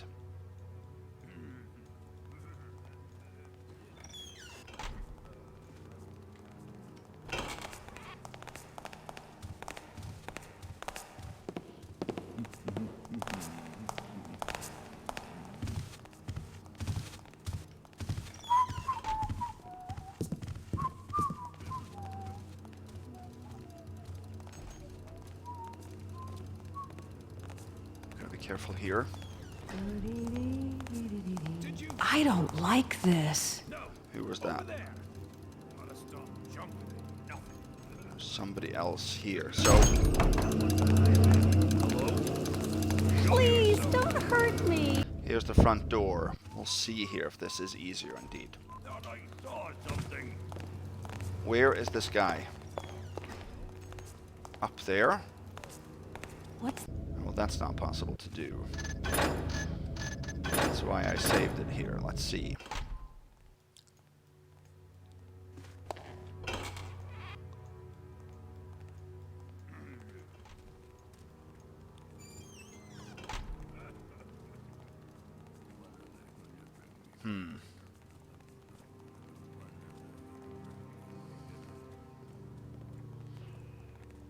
Let's see.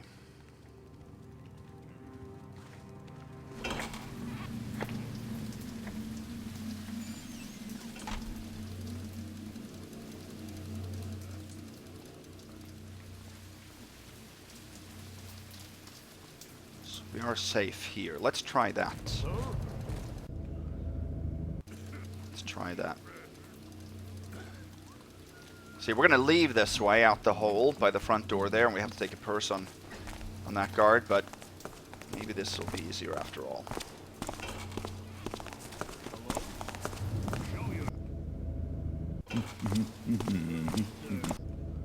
Okay.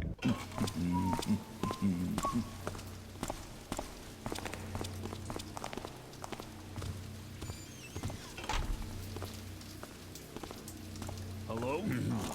Show yourself. So if you're down here, you're actually dark. Okay, that makes sense. Let's try that. When are they going to bring We don't have to worry about that guard's purse right now. That's not necessary. my dinner?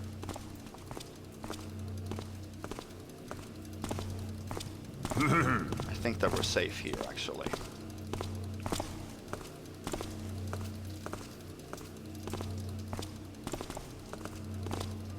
Let's see. Oh no. I actually got caught by him there. I thought I was safe there. Okay. This is definitely tough.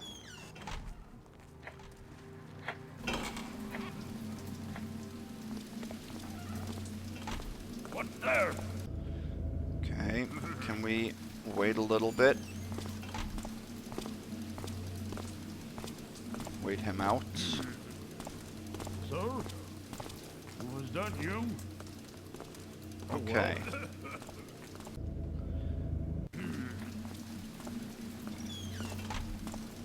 Thought I saw something. A lot of reloading here, but this is tough. It's just a matter of finding gaps and patrols here, nothing else really.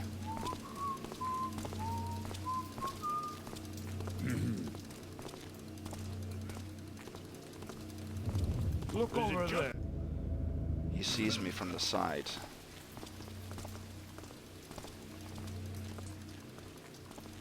Okay.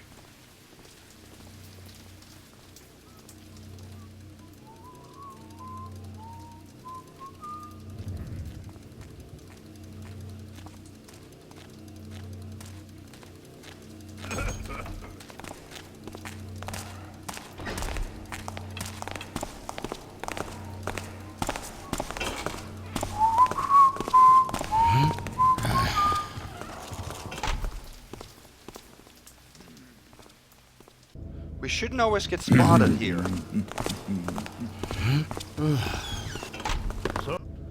If we jump on that chair there.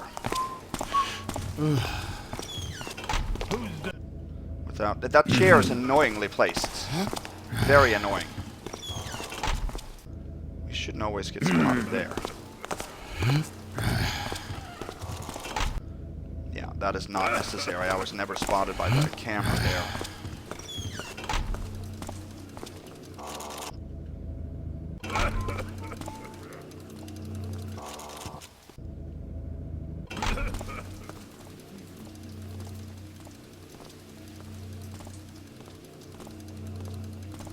Okay, well, we are definitely safe here. So let's make another real save right here. So we have to get into that room and the chapel. And the guard walks from the chapel to that other room. Okay, this is a pretty good.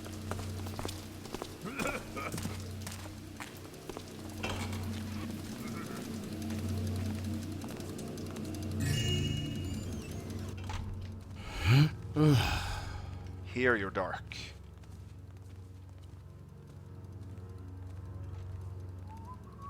I want to check. Did I get an alert there? Sir? Okay, you can actually just go straight here.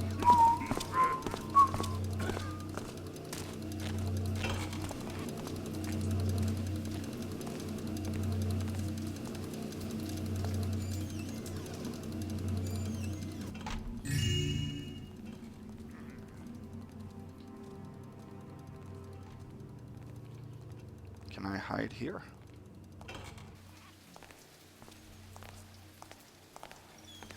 Cannot. Who is coming out now?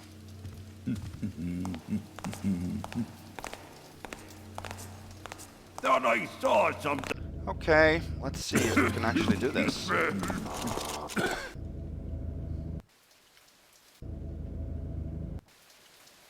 What is going on here? Who's there? That was the fountain guard. What is this bug happening here for?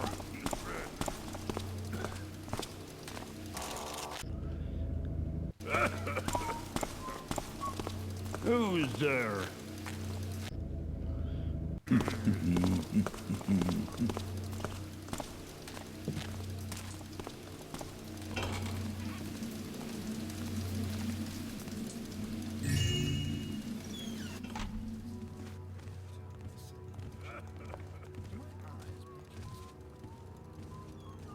That was the nobleman there, saw me.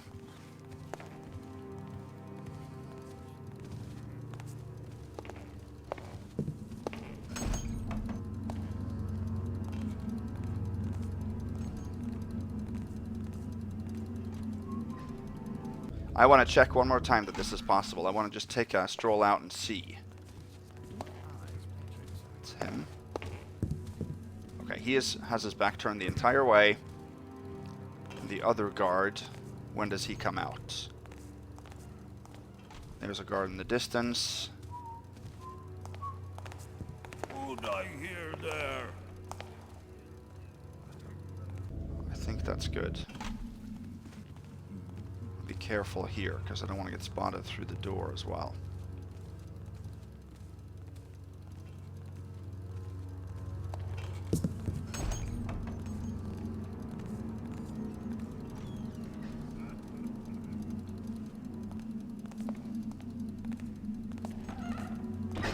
There we go. Here we are safe. Here's a water arrow in the font. 2 candlesticks, 3606.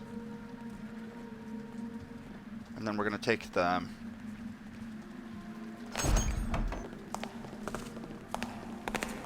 purse on this guard now.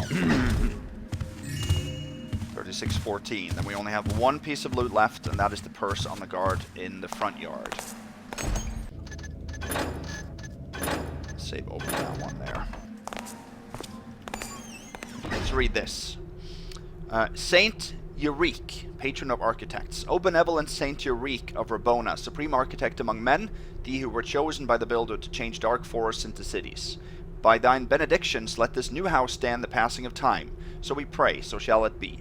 Saint Tenor, patron of factories. O Saint Tenor, 10 times praised, founder of factories and all their machines. By thine benevolence, protect this factory from danger, malfunction, and sloth. So all that its gears, pipes, and cables can sing thy name for all eternity. So we pray, so shall it be. Saint Hercinian, patron of cooks.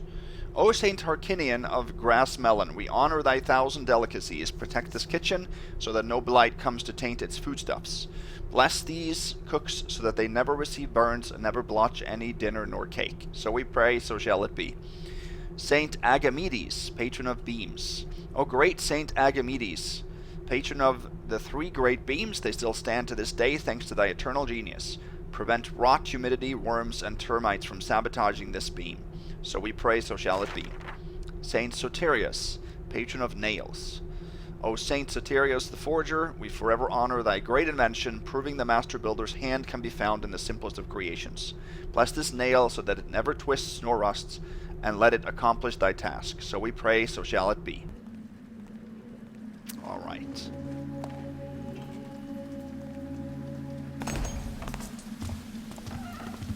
Just gotta check the territory here.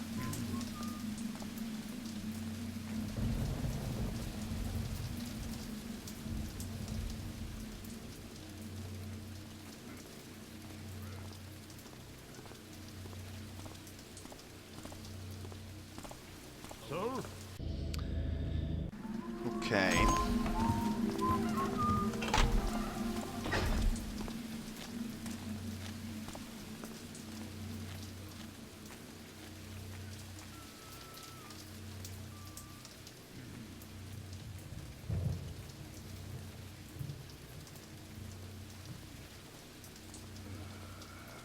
He didn't first alert, but he was stopped. I don't like that.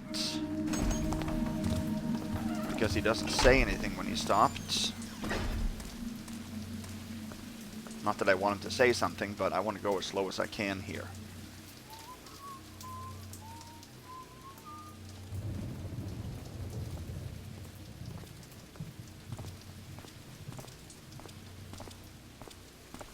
He didn't say anything there, and he was walking, so I think we're good there. We're going to head around this way. There's a moss arrow here, by the way. And there's 2 water arrows in the fountain as well.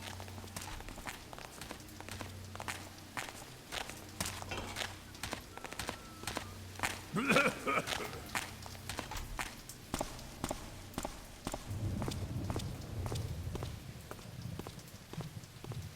go this way.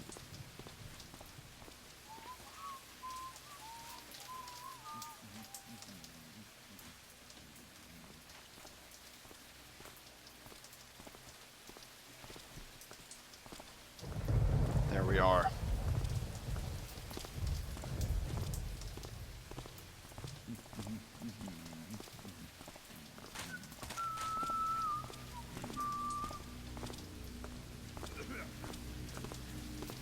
Who's there? Oh, there wasn't much in that. Who's there?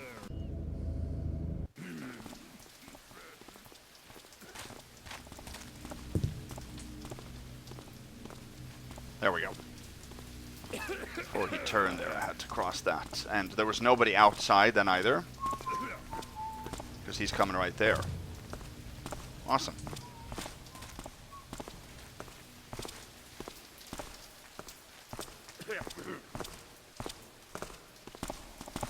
Let's see, can we... Who's there?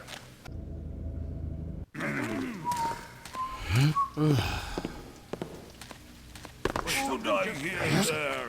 Oh, that won't help. A little difficult to get through this yard, but... People up above me that all the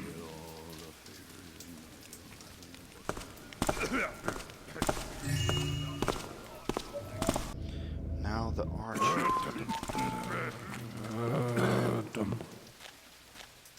We're on his side, so we should be good here if we lean in to get this loot.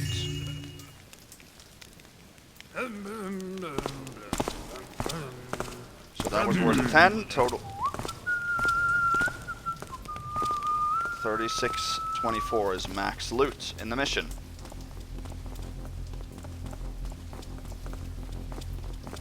Okay, and here we have the hole that leads us out.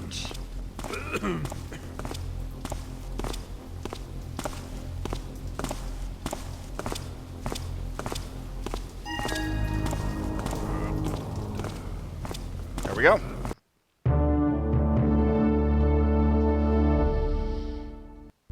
Okay, so that should be a successful Perfect Thief for Mission 7, the Long Shadow Falls. It's a failed Supreme run because we had to turn off the alarm to get Aldrius Demise, but that turned back on automatically.